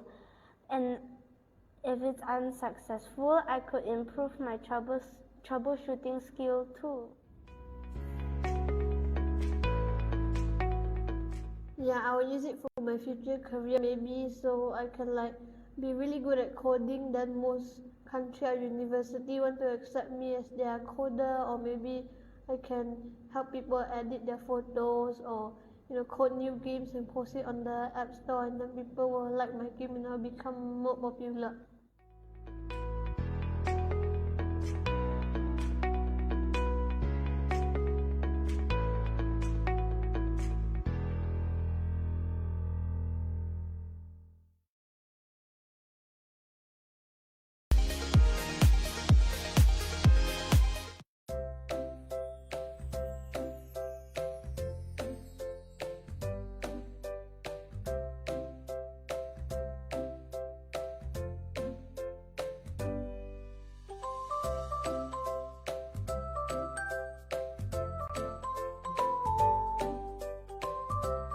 Our vision is to discover an individual's visions and turn it into sustainable skills. Therefore, we have catered to curriculum best fit for kindergartens, primaries, and secondary school students.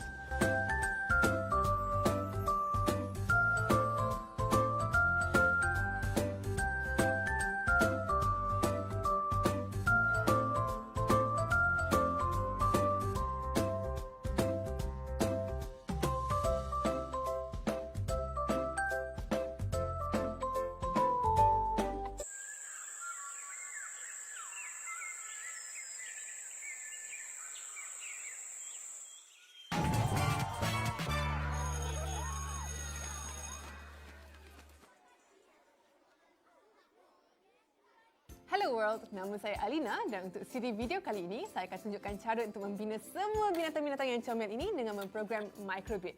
Jika anda belum pernah dengar atau lihat Microbit, Microbit adalah sejenis mikro pengawal. Tapi apa itu mikro pengawal? Mikro pengawal boleh dibayangkan seperti komputer yang telah dikecilkan. Walaupun mikro pengawal tidak mampu untuk menjalankan beratus aplikasi seperti laptop, tetapi mikro pengawal mampu untuk mengawal dan mengesan isyarat elektrik melalui pin yang ada padanya. Maksudnya, Microbit mampu untuk menghantar elektron untuk menyalakan lampu LED, menggerakkan motor dan mengesan jika anda telah menekan butang.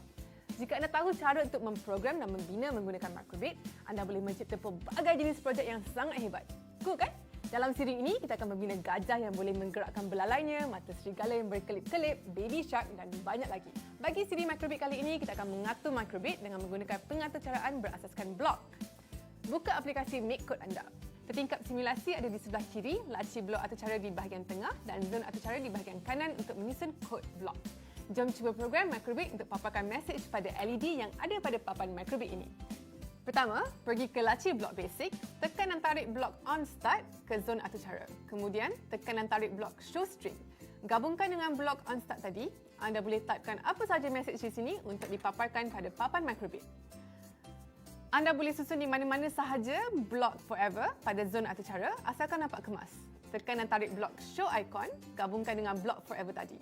Pilih bentuk hati, sambungkan Microbit pada komputer dengan menggunakan wire USB. Tekan download pada perisian dan savekan file atau acara anda ke dalam Microbit yang telah disambungkan tadi. Apa agaknya yang akan berlaku pada papan Microbit? Mengapa mesej hello hanya dipaparkan sekali? Mengapa bentuk hati tidak padam? Bincangkan dengan guru dan rakan-rakan anda.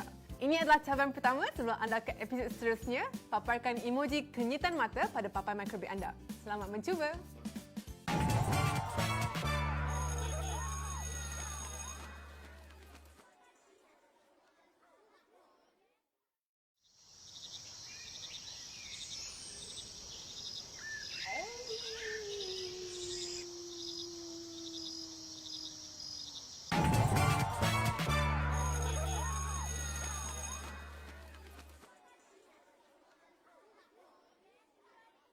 Hello world, selamat kembali ke siri Microbit. Saya Alina dan hari ini kita akan cuba untuk membina mata serigala ini. Dalam video yang lepas, kita telah mengatur cara kod untuk mengawal LED pada papan Microbit itu sendiri. Untuk video ini, kita akan sambungkan Microbit dengan litar dan komponen luaran. Sebelum kita mula membina serigala, sediakan semua bahan untuk projek ini. Kertas untuk mukis serigala, cardboard, 2 lampu LED untuk mata serigala, 2 perintang 100 ohm, 3 klip buaya dan jangan lupa papan Microbit. Langkah pertama ialah untuk membina muka serigala. Anda boleh lukis atau ikut langkah lipatan origami.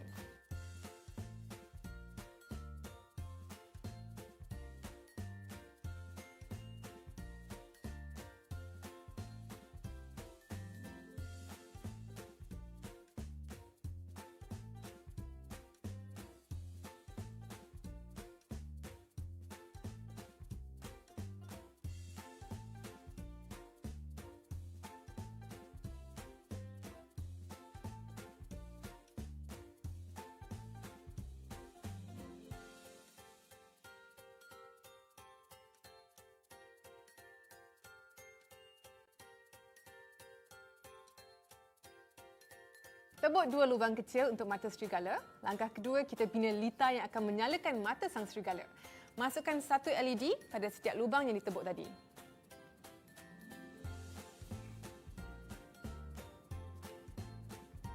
Okay. Kaki pendek kedua-dua LED ditemukan dan dipintal.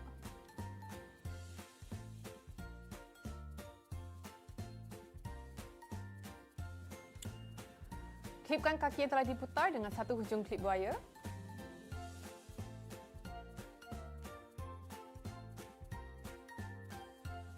Hujung klip buaya satu lagi diklipkan pada pin GND pada Microbit.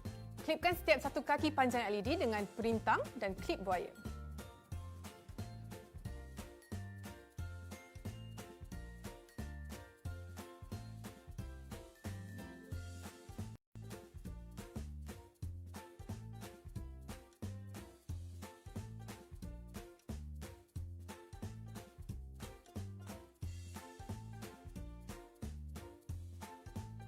Satu hujung diklipkan pada pin kosong dan satu lagi diklipkan pada pin 1.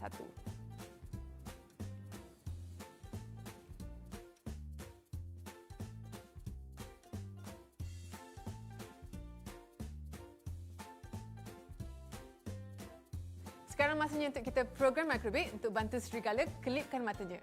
Dalam perisian make code, tekan advance pada laci block dan tekan pins.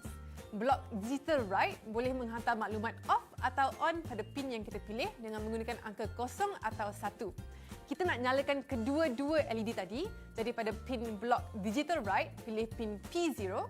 Isyarat yang nak dihantar ialah on, jadi type 1. Perkara yang sama untuk LED pada pin P1. Tekan dan tarik blok pause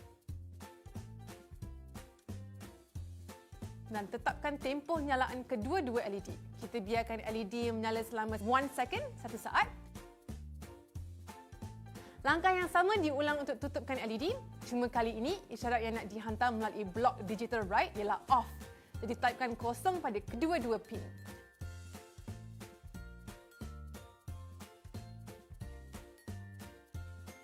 Tetapkan tempoh LED ditutup dengan menggunakan blok pause. Kita nak pastikan mata serigala sentiasa buka dan tutup, jadi kita pilih blok forever, selama-lamanya. Dan kita gabungkan dengan blok-blok tadi. Sekarang, mata serigala akan berkelip setiap 1 saat.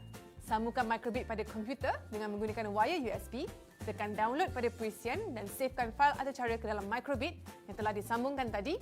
Bagaimana pula jika kita nak serigala kelip mata dengan cepat atau perlahan? Apakah yang patut anda ubah pada blog atau cara? Bincangkan dengan guru dan rakan-rakan anda.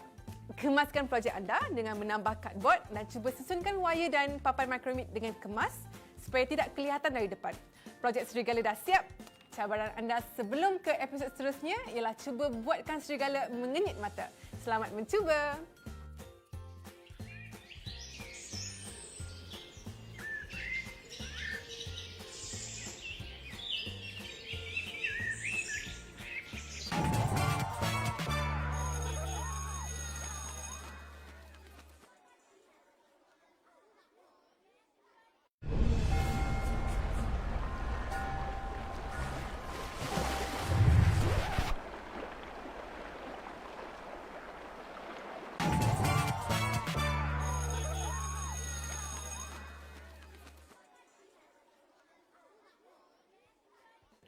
Baby shark, do do do do do do, baby shark.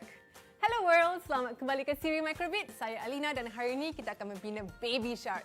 Dalam video yang lepas, kita dah lihat bagaimana Microbit boleh bersambung dengan lita luaran menggunakan LED. Kali ini kita akan gunakan buzzer untuk programkan muzik. Sebelum kita mula, sediakan semua bahan-bahan projek dahulu. Cawan kertas, buzzer, 2 klip buaya dan papan Microbit. Jom bina badan baby shark dulu. Macam biasa, anda boleh gunakan kreativiti sendiri atau ikut cara saya. Mula-mula kita sambungkan wire merah dan hitam pada buzzer. Okey, macam ni. Buat lubang pada cawan kertas untuk masukkan buzzer tersebut macam ni.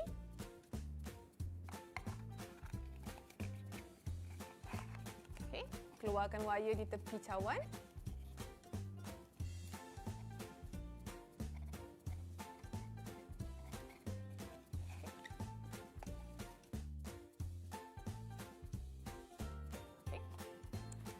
Kemudian kita boleh potong kertas untuk badan baby shark. Sekarang badan dah siap, kita akan bina lita buzzer. Wayar merah pada buzzer diklikkan ke pin kosong dan wayar hitam diklikkan pada GND di papan Microbit.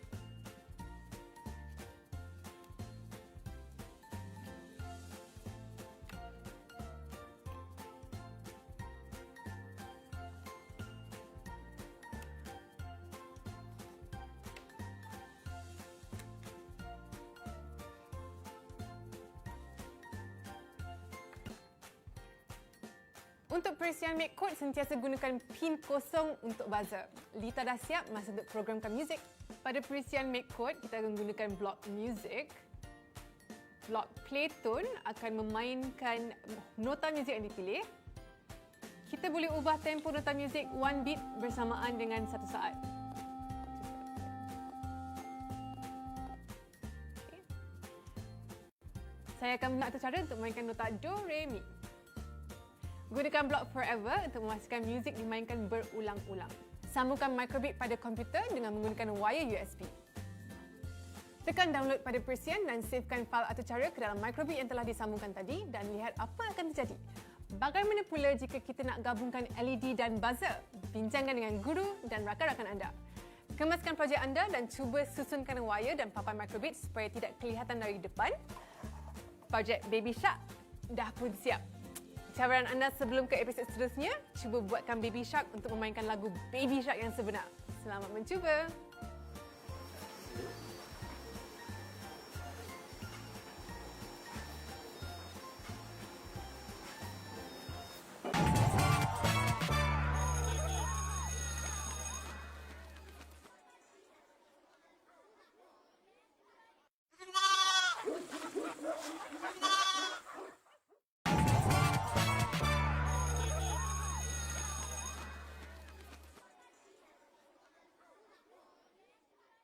Hello world, selamat kembali ke siri Microbit. Saya Alina dan hari ini kita akan membina kambing bidi-bidi yang comel ni.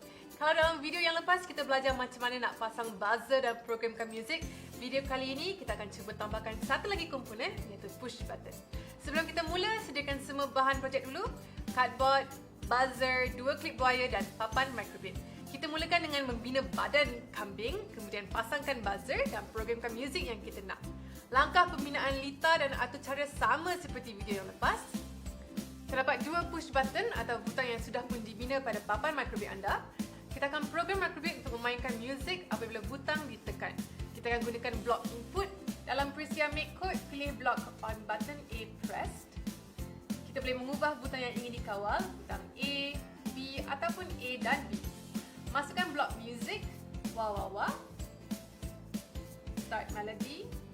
Wah, wah, wah. Susunan atau cara ini bermaksud apabila butang A ditekan, muzik wah, wah, wah dimainkan. Atur cara seperti ini dipanggil sebagai pengaturcaraan berasaskan peristiwa atau event-based programming yang bermaksud atur cara yang dicetuskan oleh peristiwa. Butang A ditekan adalah peristiwa yang mencetuskan muzik. Bagaimana pula caranya jika kita nak mainkan muzik Happy Birthday apabila butang B ditekan? Bincangkan dengan guru dan rakan-rakan anda. Sekarang, cuba programkan Microbit anda untuk memainkan lagu Baba Black Sheep atau Mary Had a Little Lamb apabila salah satu daripada butang ditekan. Kita juga boleh menggunakan muzik sebagai peristiwa yang mencetuskan sesuatu. Gunakan blok music on melody note plate. Ikon hati ditunjukkan apabila muzik dimainkan. Sambungkan microbit pada komputer dengan menggunakan wire USB. Tekan download pada perisian dan savekan fail atau cara ke dalam microbit yang telah disambungkan tadi dan lihat apa yang akan terjadi. Kemaskan projek anda dan cuba susunkan wire dan papan microbit supaya tidak kelihatan dari depan. Projek kambing bidi-bidi dah siap.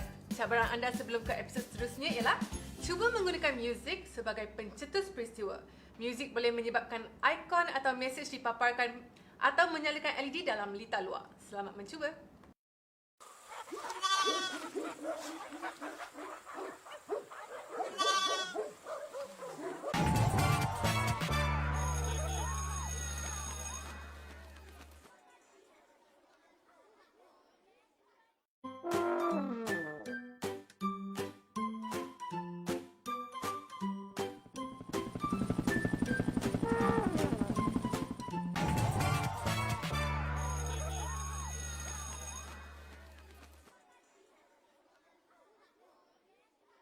Hello world, selamat kembali ke Siri Microbit. Saya Alina dan hari ini kita akan membina sang gajah dan belalainya.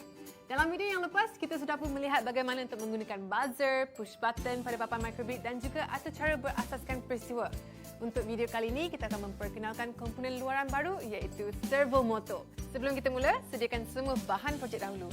Kertas warna, micro servo motor 3 volt, wire penyambung, 3 klip wire dan papan microbit. Microbit hanya mampu membekalkan 3 volt untuk menghidupkan motor. Seperti biasa, gunakan kreativiti anda untuk membina badan gajah. Pastikan pelalai gajah berasingan daripada badannya. Tebuk lubang pada muka gajah di bahagian belalainya. Sambungkan wire penyambung dengan servo motor, warna jingga ke wire putih, wire merah ke wire merah dan wire coklat ke wire hitam.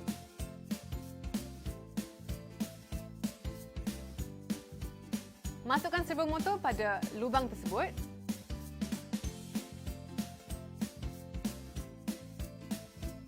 Pasangkan lengan servo motor pada servo motor tersebut. Skru dengan ketat dan gamkan lengan tersebut pada belalai gajah.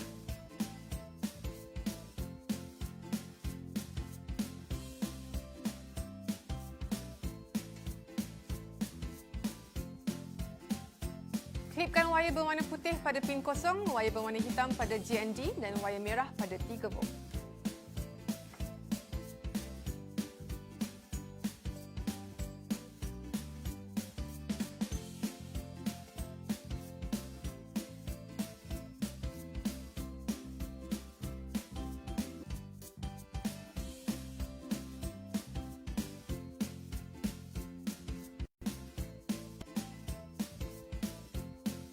Dalam perisian make code, pilih dan tekan block on button press. Di bawah advance, tekan extension. Dan kemudian tekan servo extension. Blok servo akan menjelma dan tarik blok set servo untuk block on button A press.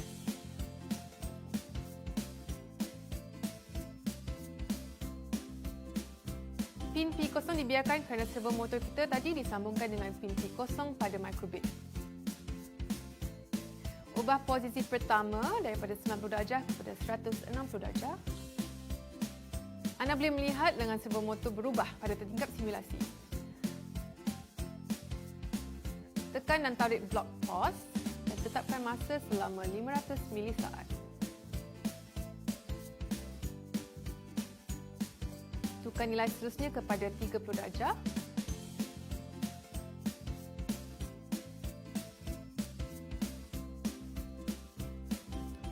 Ulang blok-blok yang sama untuk lengan motor kembali ke posisi asal.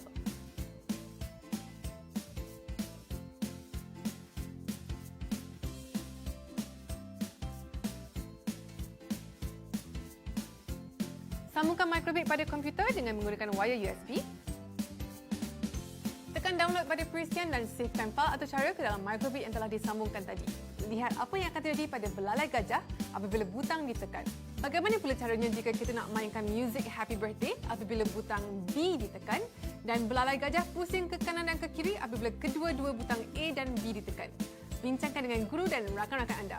Kemaskan projek anda dan cuba susunkan wire dan papan microbit supaya tidak kelihatan dari depan. Projek gajah dah siap. Cabaran anda sebelum ke episod seterusnya ialah cuba mengubah posisi pelalai gajah apabila microbit digoncang. Macam mana tu? Selamat mencuba!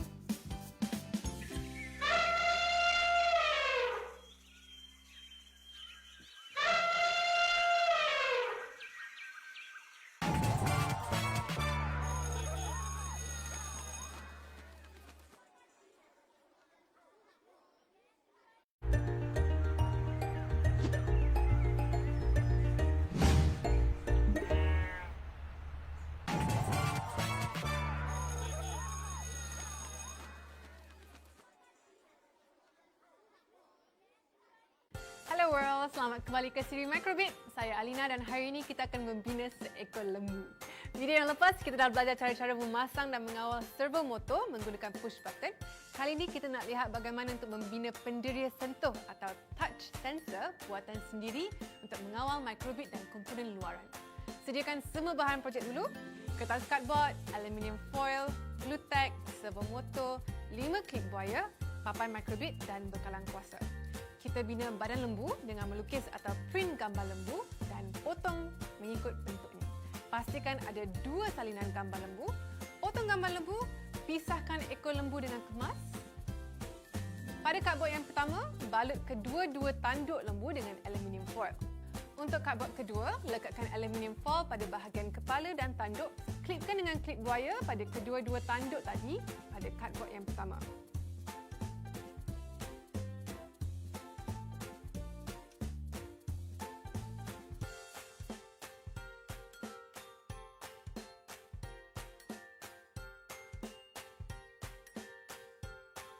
Satu hujung disambungkan ke P0 dan satu lagi ke GND.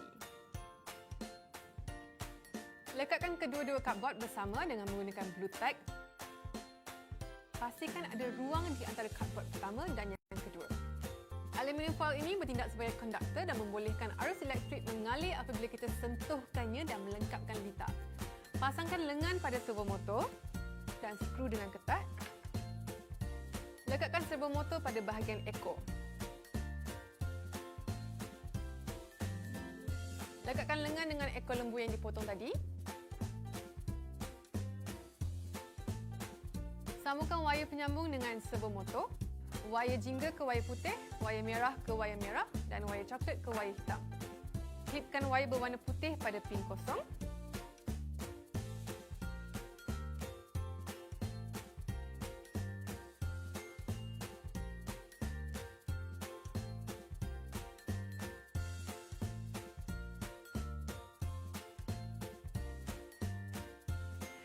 Wayar berwarna hitam pada GND dan wayar merah pada 3 volt pada papan microbit.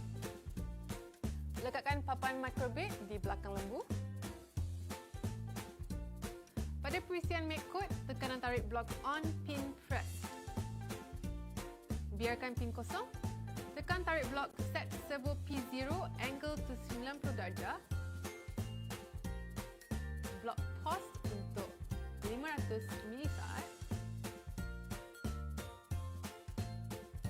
Tekan tarik blok set servo P0 angle to 0 darjah. Kita tukar pin P0 kepada P1 sebab servo motor kita ada pada pin 1. Tambahkan blok pause 500 milisaat. Ulang semua blok-blok ini untuk memastikan servo motor kita kembali ke posisi asal.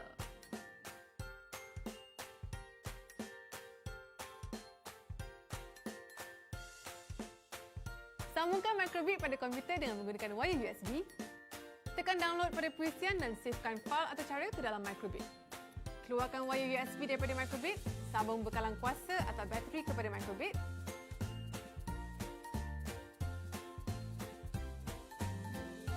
On bekalan kuasa dan perhatikan apa yang berlaku apabila tanduk lembu dipegang. Kemaskan projek anda dan cuba susunkan wayar dan papan microbit supaya tidak kelihatan dari depan. Projek lembu dah siap. Sebagai cabaran, tambahkan LED pada mata lembu dan nyalakan LED apabila ekor lembu bergerak selepas tanduk dipegang. Selamat mencuba!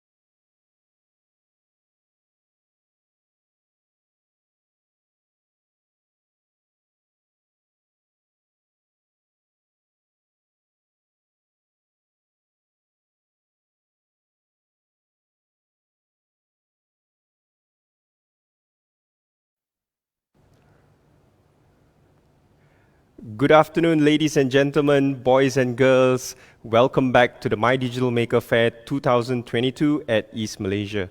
It is so fantastic that you guys are all still watching our session since the beginning. We already had Vincent Koch of Microsoft sharing his knowledge, sharing his experience in his career in tech. We are very, very grateful to him. And of course, we are back again today. We've got a very special guest. Now, we have spoken to many educators and change makers over the last few days, and I don't mean to sound like there's favoritism, but this session's guest is really someone I'm looking forward to speaking to. Now, if you do a quick Google search, and you will realize her name pops up along headlines that will make you go, wow. Now, not many outside of the education fraternity, though, knows of her. The people of Tenom loves her, and now we want the people all over Malaysia and the world to love her as well. She is first and foremost a school teacher at SMJK Chung Hua in beautiful Tenom, Sabah. She is the founder of Tenom Innovation Center. She's also the International Leaders in Education Program ILEP alumna back in 2013.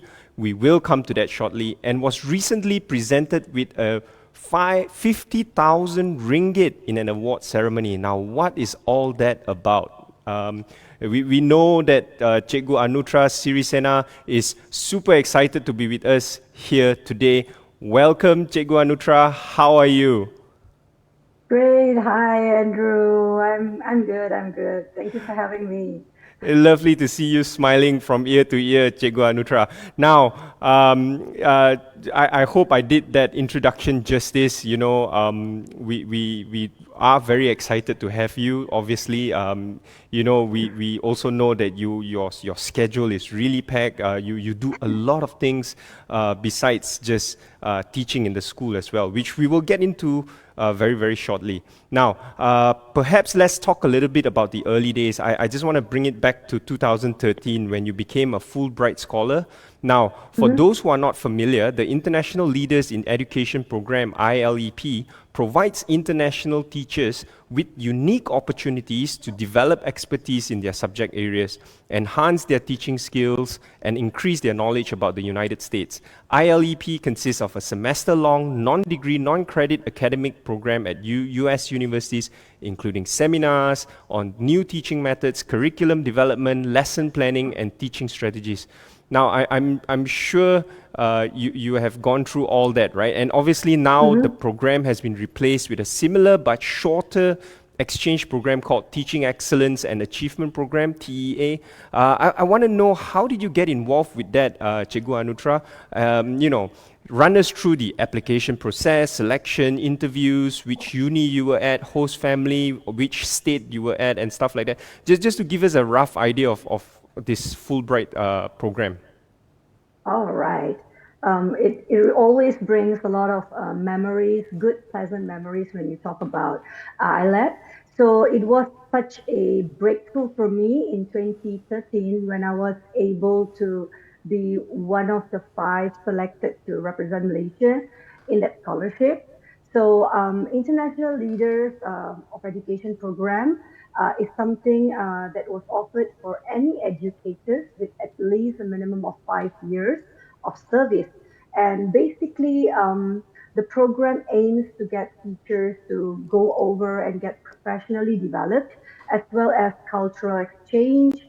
And then when we come back, we're able to, you know, make a lot of changes, probably pleasant and good changes to the way we teach. So for me, myself, most of the time, you know, teachers that represent are English teachers, not to sound biased to English teachers, but they have the advantage. But being a chemistry teacher and being able to actually be placed in Arizona State University and also be attached to North High School in Phoenix, it was definitely a turning point in the way I teach, especially when we talk about assessment. So, Andrew, if you remember, 21st century learning wasn't that much of a hoo-ha in 2013, right? It all started later after that. Yep. So when I went to US, that's one thing that I definitely have came back and started changing and doing a lot of changes to the way I teach, because it definitely sheds a lot of light on how assessment can be done and how assessment and grading are actually different. And I think the selection process was mainly more of quite similar, where you actually have to meet certain requirements and then write in essays. And if you're selected, then you have to get into an interview and sit for a TOEFL test to ensure that English proficiency is far enough for you to start into the program. And after almost 6 months, and then you come back to the same school, and there's no new placing or thought. So it's really very, very easy for you to transition back into the school and try a lot of new things. So to understand a little bit better, you spent 6 months in Arizona just to complete that program. Wow, that's fantastic.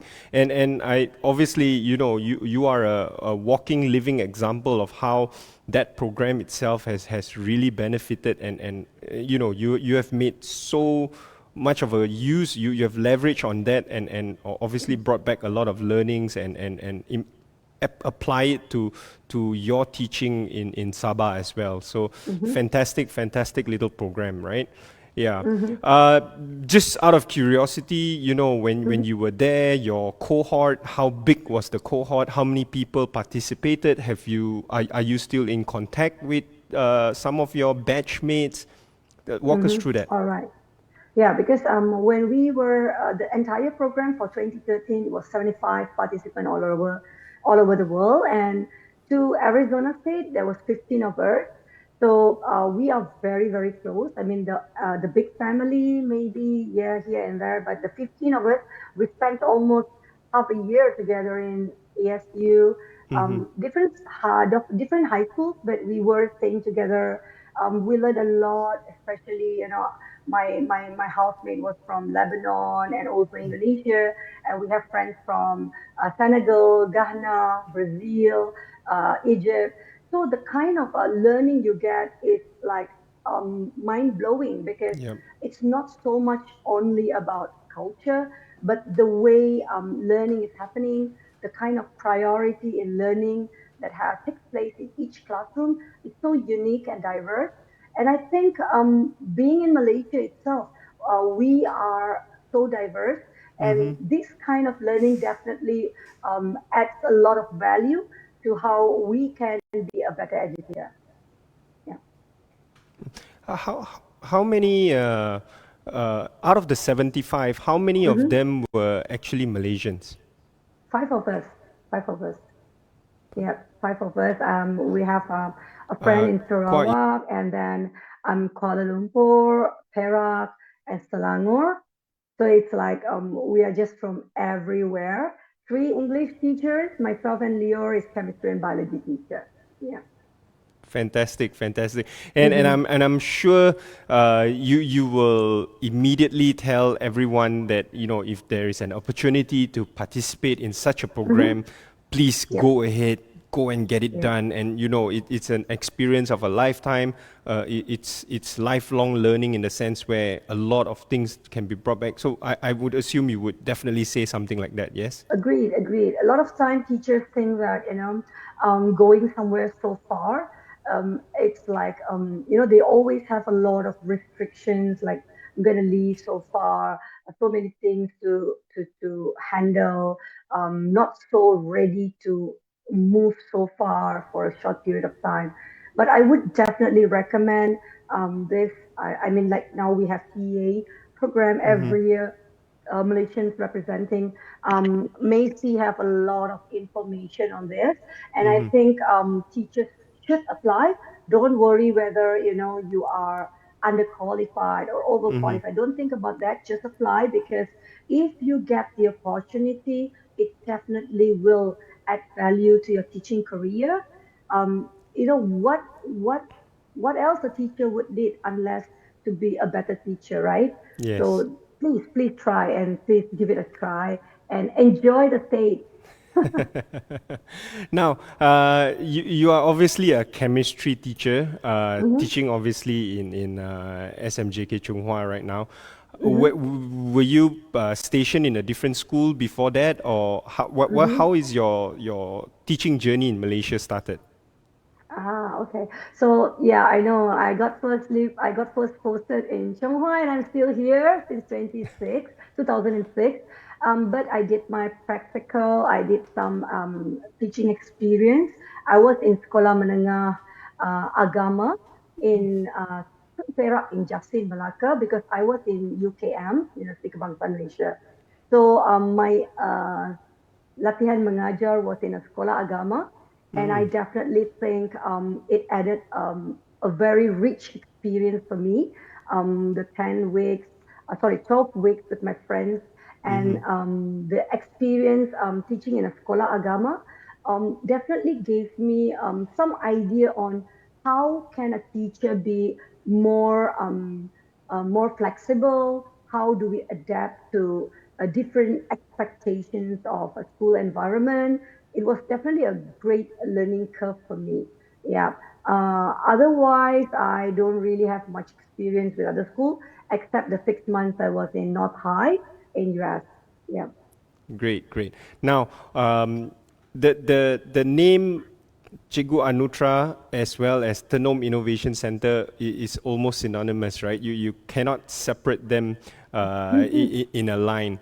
Now, I'm very curious. I've probably read this story many times and obviously also heard you share as well. But for the benefit of our viewers today, how did Tenom Innovation Center came about? I suppose when, and I want to ask the big why. Why have a Tenom Innovation Center? And perhaps paint us a picture of Tenom, right? I've personally never been to Tenom before. So, imagine if you need to describe to me what Tenom is, give us an idea and then Okay. Go ahead. I'll try my best to put that into words without visuals. So let's get you to visualize how Tenom looks like. So Tenom basically is a district. It's a pedalaman district, about 2.5, 3 hours away from Kota Kinabalu. So the beautiful Sabah. So you travel down like hilly roads to Tenom. And Tenom is one of the 4 pedalaman districts, yeah. And I'm lucky because most of the secondary schools are clustered around the town area. We are not so remote. But in a small district like Tenom, we have 7 secondary schools, 1 private, and we have 46 primary schools. So this is pretty much the landscape of education, how the schools are very far remote, but most of them, all these students come to this secondary school. And Tenom is always known for coffee. We have 3 different coffee factories and suppliers. And I really hope that besides coffee, agriculture, the beautiful Murut tribe, we also want to tell everyone out there that we also have Innovation Center. So that's Tenom Innovation Center. So the entire idea started when I was one of the 20 teachers participated in a program, Internet of Things, back in 2017. So as a chemistry teacher, it was my first taste of what coding is, what robotics is, what is the entire process of making in more, at that point of time, 5 years or 6 years ago, yeah, you do a little bit of technology, but not this much, okay? So when I experienced a 3-day train the teacher program, I realized that coding and programming is not something to be feared as much as the pictures painted by many. Because when I was in university, I took up a chemistry major. So some of my friends, they are doing Java and C++. It's like so difficult. So I've brought that phobia with me throughout my career. So when I was actually able to experience it firsthand, I realized the potential. But it still didn't convince me much. I know that it's doable. And when I started training my students alongside my partner, Cikgu Fatiha at that time, we realized that the students actually learn things very fast, no matter how new the thing is, how alien the language may seem to them. We are talking about kids in pedalaman, so they are not so good in English. And then, on top of that, coding is another set of language. And at that point of time, Chunghwa wasn't, we didn't offer any kind of computer classes or computer courses. No, yeah, we don't have any of such. And innovation was a very, no, we didn't really have one as well at that point of time.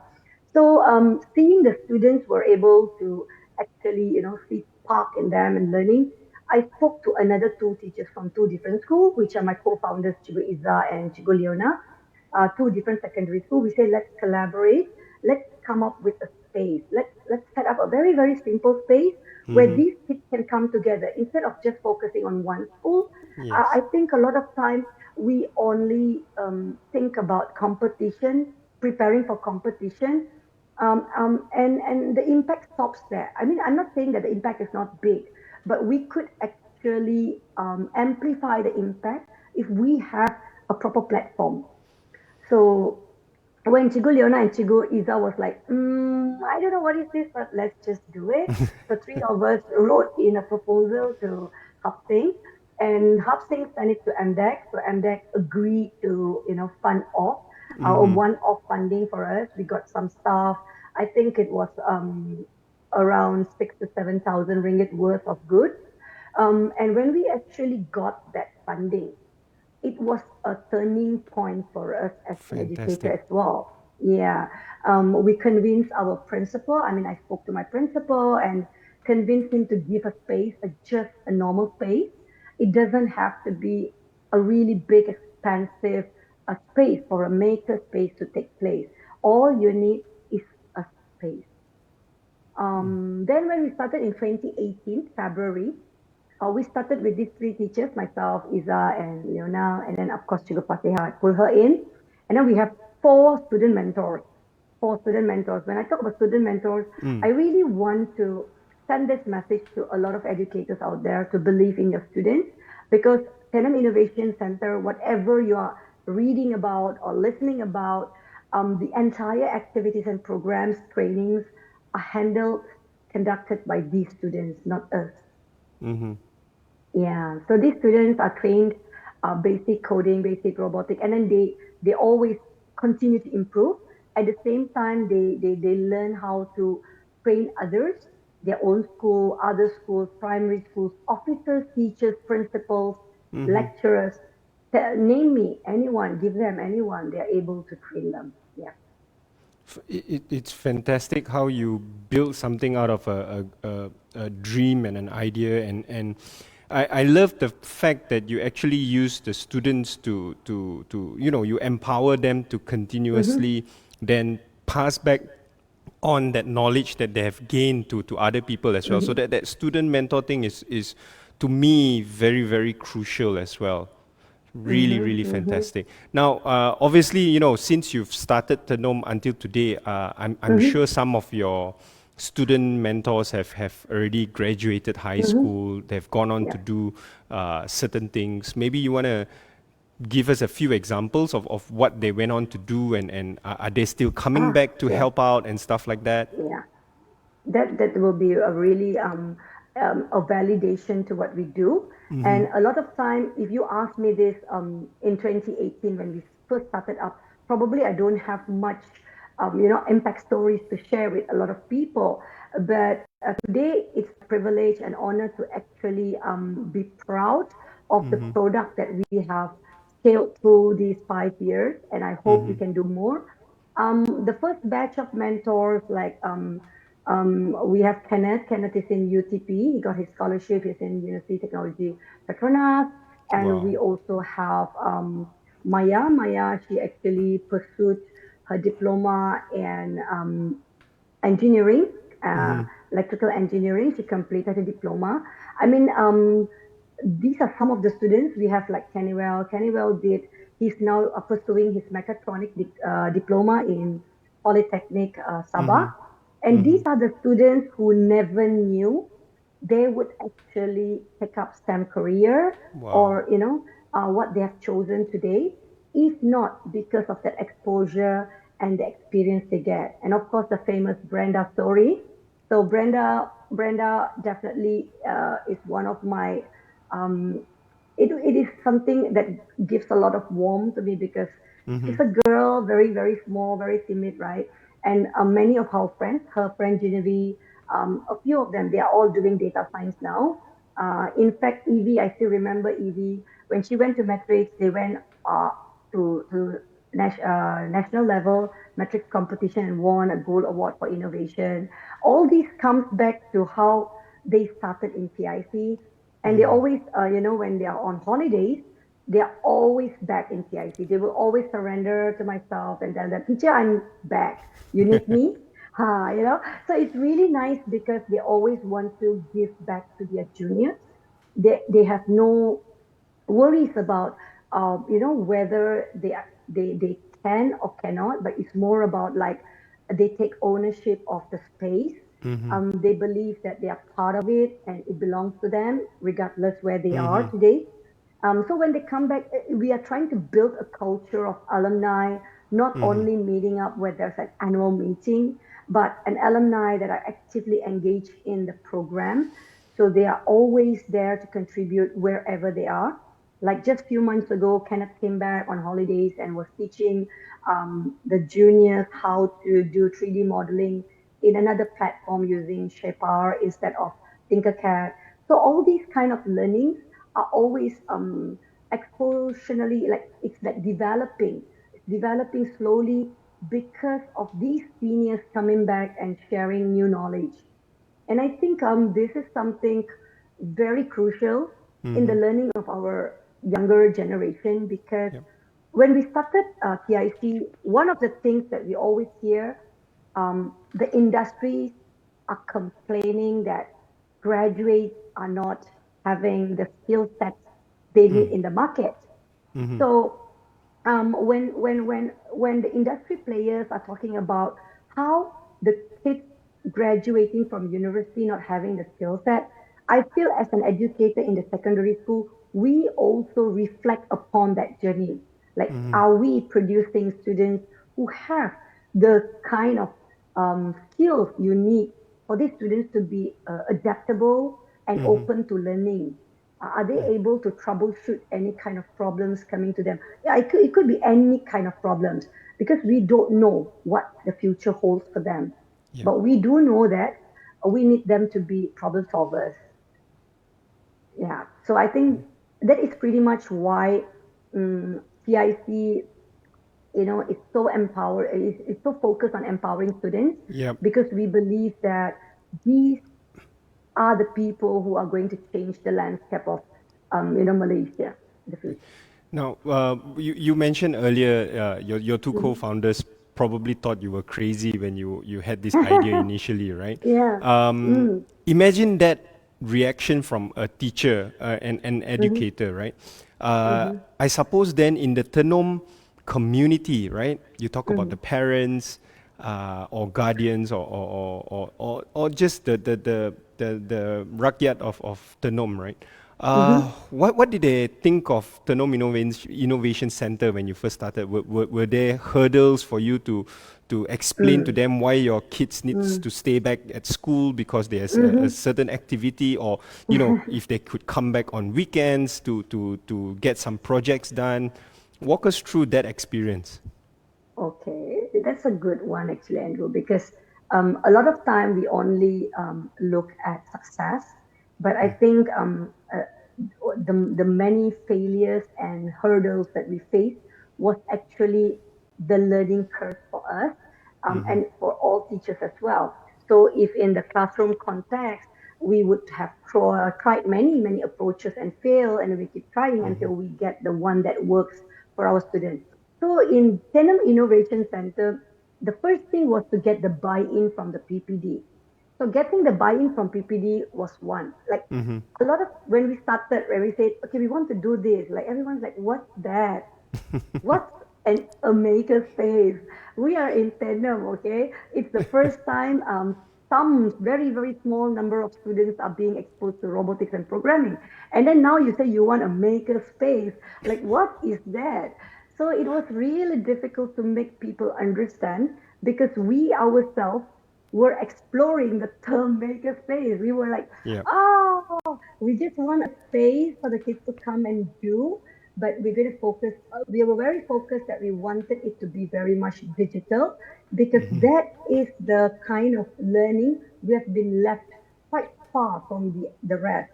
Before this, we have like annual robotic fair, maybe in some in Malaysia and so on, or in Sabah, but we never get involved. We never get a chance to be part of it just because we are so far away.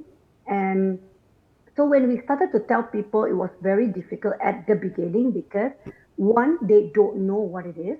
Number two, they haven't had any kind of result to refer to be convinced with. Yep. So the only thing we could do as educators is to use our students as our bait.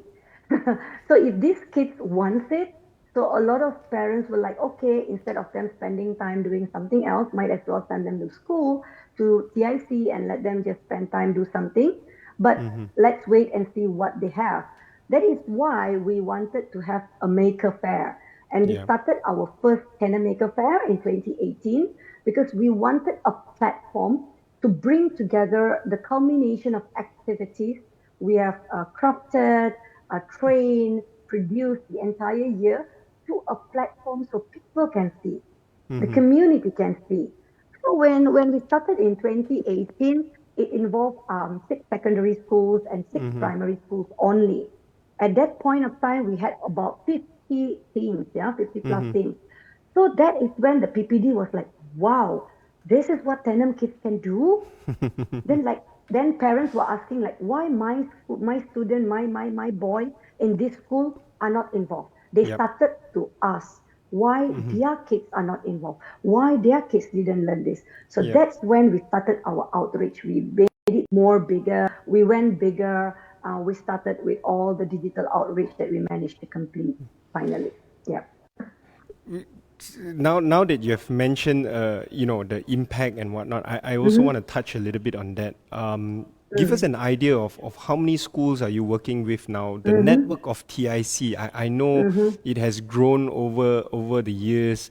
How many teachers have came through TIC? How many students have came through TIC? Just the general impact in terms of numbers, if you have it off the top of your head. All right, sure. So basically, when we started with 3 teachers and 4 mentors.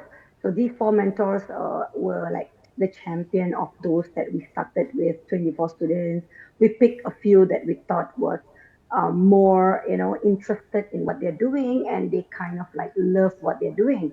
And over the years, when we scaled, because like I said, after 2018 Maker Fair, then PPD said, okay, this is going to be in our yearly calendar.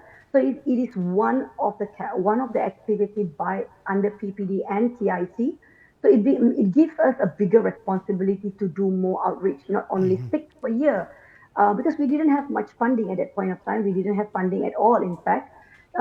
So we needed to do 2 things. We need to build capacity within more student mentors.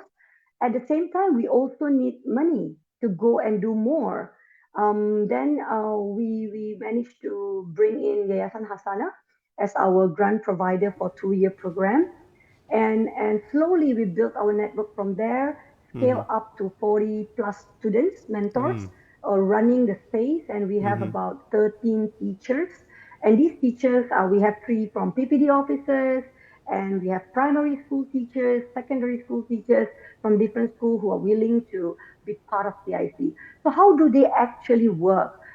These outreach programs can be done in TIC, or we go to these outreach schools. So there's 2 parts of the training. So some teachers will be the one who actually brings some of the mentors with some of our tools to primary schools and conduct training over there. Or there will be also some school students with their teacher coming to TIC, and we have mentors placed in TIC during our operational work hours for them to actually explore and learn. And we open up schedules. We have our Telegram support group.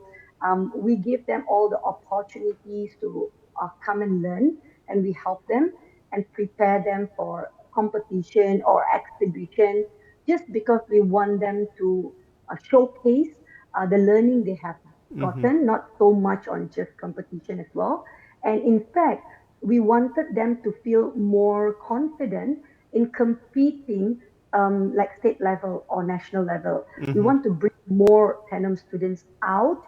So Yep. through this outreach program, we have managed to get now more than 30 schools to be part of Wow. state level competitions. Before this, like they probably never even dreamt of being part of a digital Yep. competition. Mhm.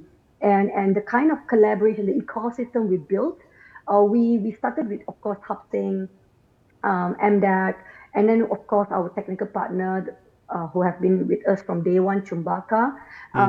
They have helped us a lot with modules. Of course, we do have some from our own, but they have a really good module that we didn't have the need to create or recreate.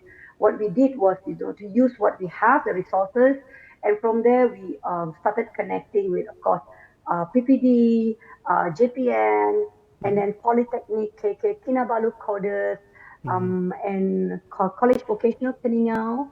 And now we are really, really looking forward to work through other PPDs as well, like especially the Pedalaman, so that we can build the momentum and bring it to other districts neighboring to Penang, of course. Yeah. You know, hearing you talk about all that is so impressive. And I believe, and I correct me if I'm wrong. When you started off, you obviously didn't know this was how it's going to end up being, right? So there were a lot of trial and error as you go along. But it's great that you did not give up. You went on with it. You trusted your instinct. You really want to do it. And today, like you just explained, the impact of it is fantastic. It's amazing. So kudos to you and your team at TIC, from everyone since day one until those that are currently still contributing to TIC. I really salute all of you for doing such a fantastic work. Initially with the Tenom community, but of course you have now grown and again, your dream here now is to obviously reach out to the rest of the PPD Pedalaman, for example, and I suppose if I'm a teacher in Semenanjung and I'm looking at Tenom, I would think to myself, can this be done in another place, or is this just somehow the uniqueness of what Tenom is? Do you think it's that, or do you think, here is a model of what we did with TIC.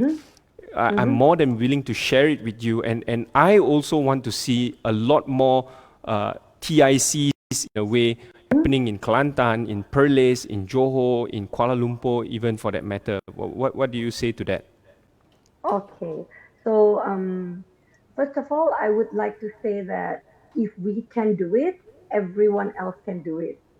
So I really want everyone to understand that it's not that Tenom is so special that we are able to do it, that you can't, because I believe that every district have your own uniqueness, you have your own resources, you have your own strength. Instead of focusing on what you don't have, I would like to invite all of us, educators, parents, whoever there who are interested in setting up something very similar to what we have done, is to focus on what you have and your mission based on the local need. Because for us, when we started, we didn't, like Andrew, you were saying that we didn't really dream that today I would be talking about the impact to everyone. Because I remember a few years ago, I spoke about low cost makerspace, but I never really expected that the impact it could give beyond Tenom. Because when we started, we were only thinking of Tenom, because we know that we are in need of this. But now we realize that we are fine, we are fine now that we have a community already, and our community understands this. But we would really like to expand this further. So we have like Yayasan Petronas, who are very, very enthusiastic in Fantastic. this kind of investment in this kind of knowledge. They even visited PIC to understand better how the model works. Yep. And definitely one thing that they summarized, it was very true, it's because of the team. So you need to have a team that's willing to work. It's not so much about the space 1st. The team has to come first before the Yes. space. So if you have a team, it doesn't have to be a big team. A small team is enough, committed, and you really know for sure what you want to do. Then you start from there and slowly, grow. You don't have to have a lot of things at one time. And of course, I know Chigu Go Komi, he's in Taipei. He's going to start something very, very, very soon. So those around Perak, Kedah, probably can visit him. And, feel free to talk to us because we definitely want to help scale this bigger. We can't do it alone. And in our case, for Sabah, we are now having very good collaboration with CINIC, Sabah Creative Economy Innovation Center, and KSTI, Kementerian Science, Technology, and Innovasi. I think we need these kind of agencies, players in the state level to actually be there for you to impact what you're doing and go further as well. Instead of just focusing on just your school community. I mean, it's not wrong. It's not wrong. You can always start from your school community. But I believe that the same resources can impact more people only if you're willing to collaborate. Fantastic. I think those words are really true. I totally agree with you. Now, you recently participated in the inaugural Malaysia Teacher Prize Award. See, when I mentioned that, I already very, very kanchong already. Before we continue, I would like the viewers to take a look at this. I am Chigu Anutra, top 10 finalist of the Malaysia Teacher Prize 2022. I teach chemistry in SMJK Chung Hua Tenum Sabah. I believe that the reason we are educating and being an educator in school is because we want to make sure that when the students leave school, they are able to face whatever challenges they have in front. I mean, they could be taking chemistry, but they probably are going to be a sales manager. So will they have the skills? Therefore, in the era of moving from IR 4.0 to Just Society 5.0, our students should not only have content knowledge, but skills that are marketable, that are so valuable in real life. Therefore, I think my aspiration or my goal and what I foresee is how Malaysian educators are dynamic and we are able to produce students who are able to adapt, who are able to navigate through whatever challenges the world is bringing to us, be it digital, be it arts, be it humanities. Because in the end of the day, what is STEM without the heart of human? Malaysia Teacher Prize, the power of a teacher, the potential of a nation.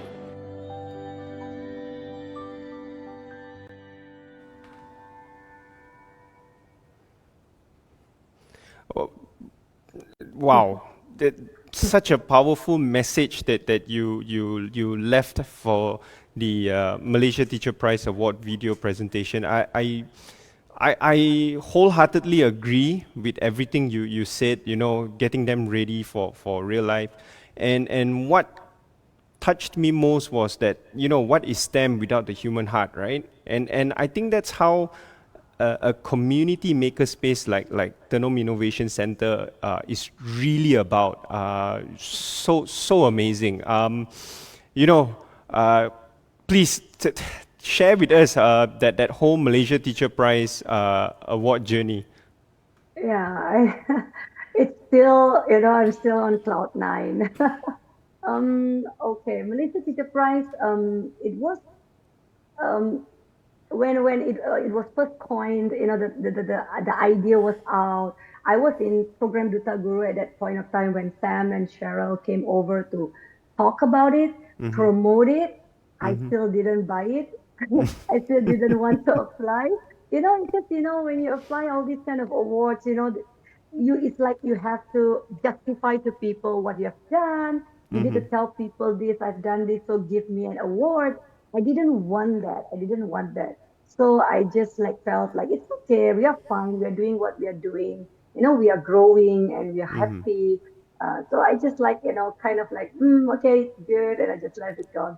Then they extended the deadline, and then my mentor, Puan Sri, she was with Hapseng before, so she said like, Anushka, think, if your PIC can get 50,000, imagine what you can do with that money. And I was like, oh, then I couldn't sleep already.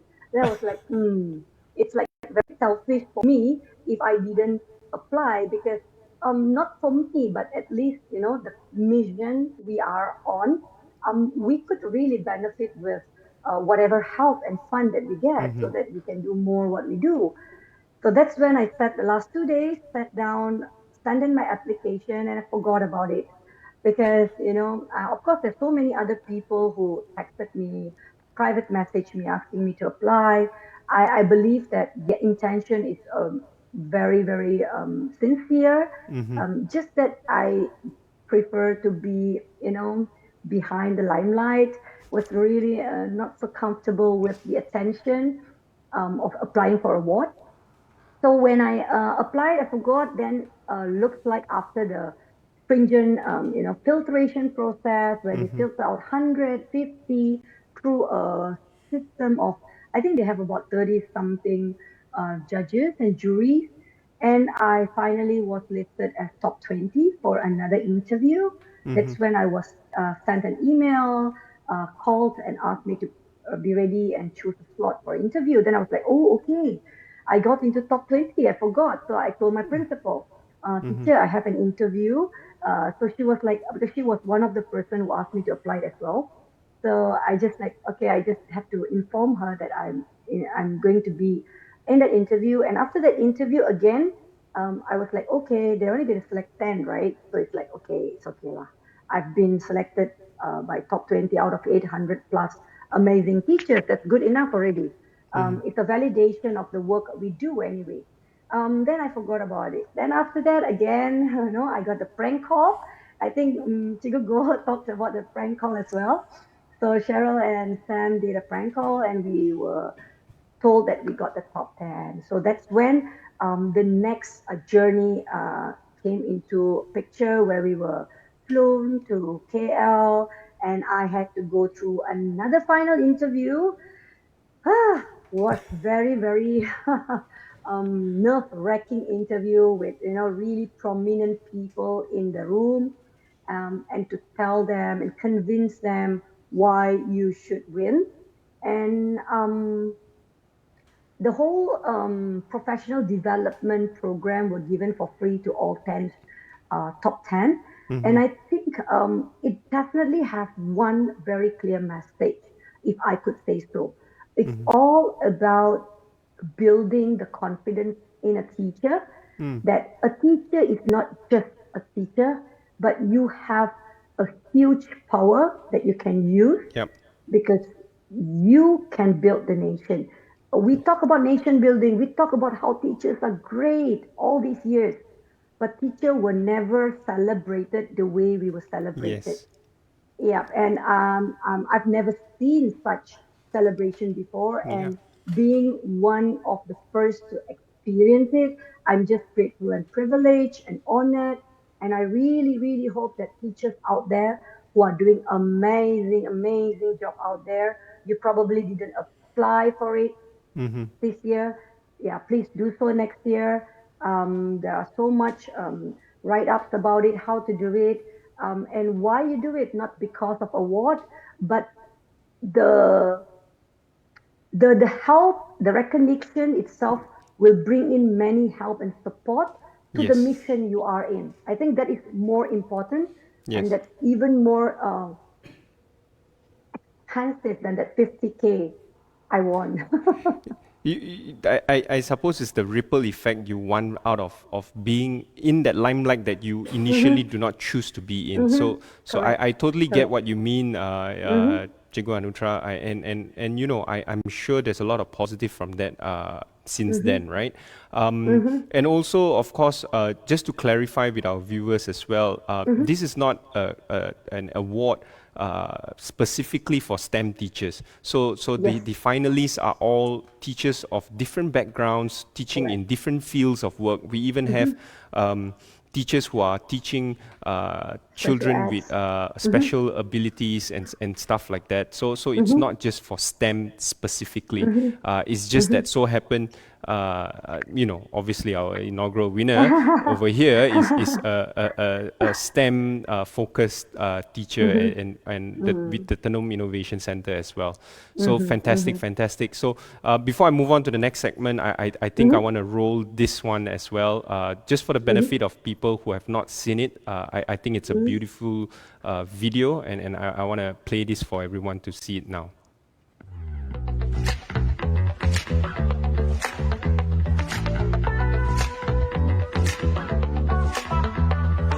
Ladies and gentlemen, my name is Nas Rahman. Seperti yang saya katakan, kita bukan jalan-jalan cari makan hari ini. Kita jalan-jalan mencari guru, cikgu, pemimpin yang kami raikan. Tepukan buat mereka.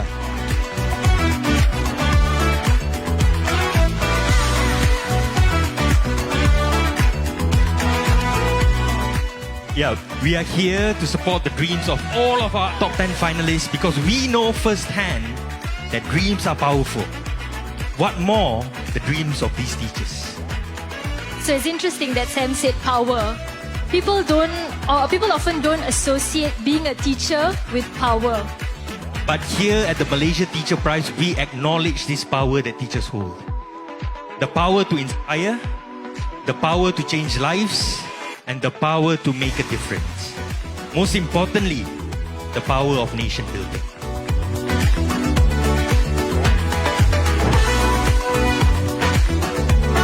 Teaching is not just about imparting knowledge. I think that's it. It's about building relationships, right? I think you all know that when you love your teacher, you can learn so fast and you pay attention.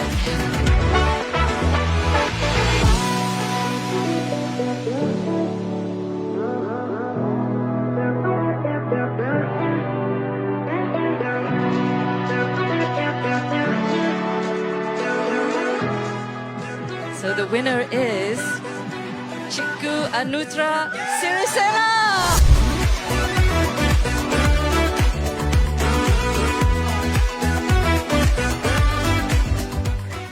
I would like to introduce you to Brenda. It was her first time competing in Young Innovators Challenge. It was her first time doing coding, touching microcontrollers. After the competition ended, she came to me telling me, "Teacher, I like this. I want to do this."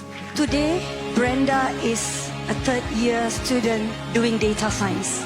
Ladies and gentlemen, how many Brendas have we missed by not giving these kids an opportunity to touch and play and explore robotics? And how many Brenda we could make and create by giving that simple opportunity to them? So let's join our hands together and build more innovation centers. And come to TIC, we'll tell you how to do it cheap.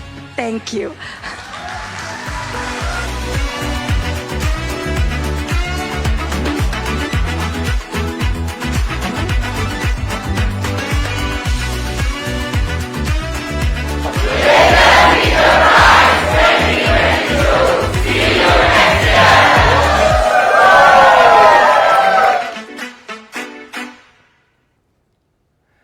Well, I'm sure Cikgu Anutra will still get goosebumps every time she sees that video, and rightly so, because it's so deserving. And for those who are wondering how can you participate or how can you check out about Malaysia Teacher Prize, there's the QR code for you to scan. And if you're not watching this now live and you're watching it later on, obviously you can pause the video and take your time to scan the QR code. Now, Cikgu Anutra, again, amazing experience. I'm sure you were lost for words at that time, but it was so powerful. You've shared it earlier with us as well about Brenda, and you mentioned Brenda during your winning speech as well. I love the fact that you mentioned this, and I want to just put it into my own perspective, right? it's great that you and everyone involved with Tenom Innovation Center has literally built a safety net. Now, why do I say that, right? You have built a safety net because hopefully with the safety net, no more Brendas will fall through the cracks, right? You will hold on to everybody. No one is going to fall through that crack anymore. And you will be able to then reach out to each and everyone who wants to start off in this, wants to have a career in tech or be involved in tech in some way or form. So it's fantastic that Tenom Innovation Center has now built that safety net for everybody. True. And we hope that more PPDs, more schools, or more partners are able to do that. And if we can be in any help or in any way to support, please drop us a word, connect with us, and we definitely will be there. Absolutely agree. You already mentioned it as well. If you want to know how to build a makerspace cheap, please get in touch with Cikgu Anutra and the team at Tenom Innovation Center. Fantastic. So thank you so much for your time. We wish you, we wish TIC, we wish the Tenom community the best for all your future plans and projects, and we hope to see more coming from all of you in days or months to come, right? As mentioned earlier in the show as well, the ILEP program is now known as the Fulbright TEA. The TEA program obviously is the Teaching Excellence and Achievement program. It brings international teachers to the United States for a 6-week program. So it's no longer as long as 6 months, but it's a 6 weeks program to take academic seminars for professional development at host universities and to observe and share expertise with teachers and students at the host university as well as at local secondary schools, right? So through this is obviously made possible through MACI, the Malaysian American Commission on Educational Exchange. MACI was founded in 1963 as a binational commission for Malaysia and the United States to promote educational exchange between the two countries. So you will be sent over to the MACI Fulbright Malaysia website. If you scan on the QR code, you will be able to find out more about it and stuff like that, right? So don't go away, ladies and gentlemen. We will be back at 2 p.m. when I speak to Cikgu Azuela about having soft skills in tech-driven world today. And then at 3 p.m., Cikgu Samsurya speaks to us about all things Google as a Google certified trainer herself. Before technologist Dr. Helmi Norman of Pakarunding UKM closes day 3 for us. So in the meantime, before we hit 2 p.m., do check out all the tutorial videos and great video contents from Cybersecurity Malaysia, for example, while you are on the platform. We will see you again at 2 p.m. And Cikgu Anutra, we will see you again, hopefully, in the coming future. Take care. Bye-bye.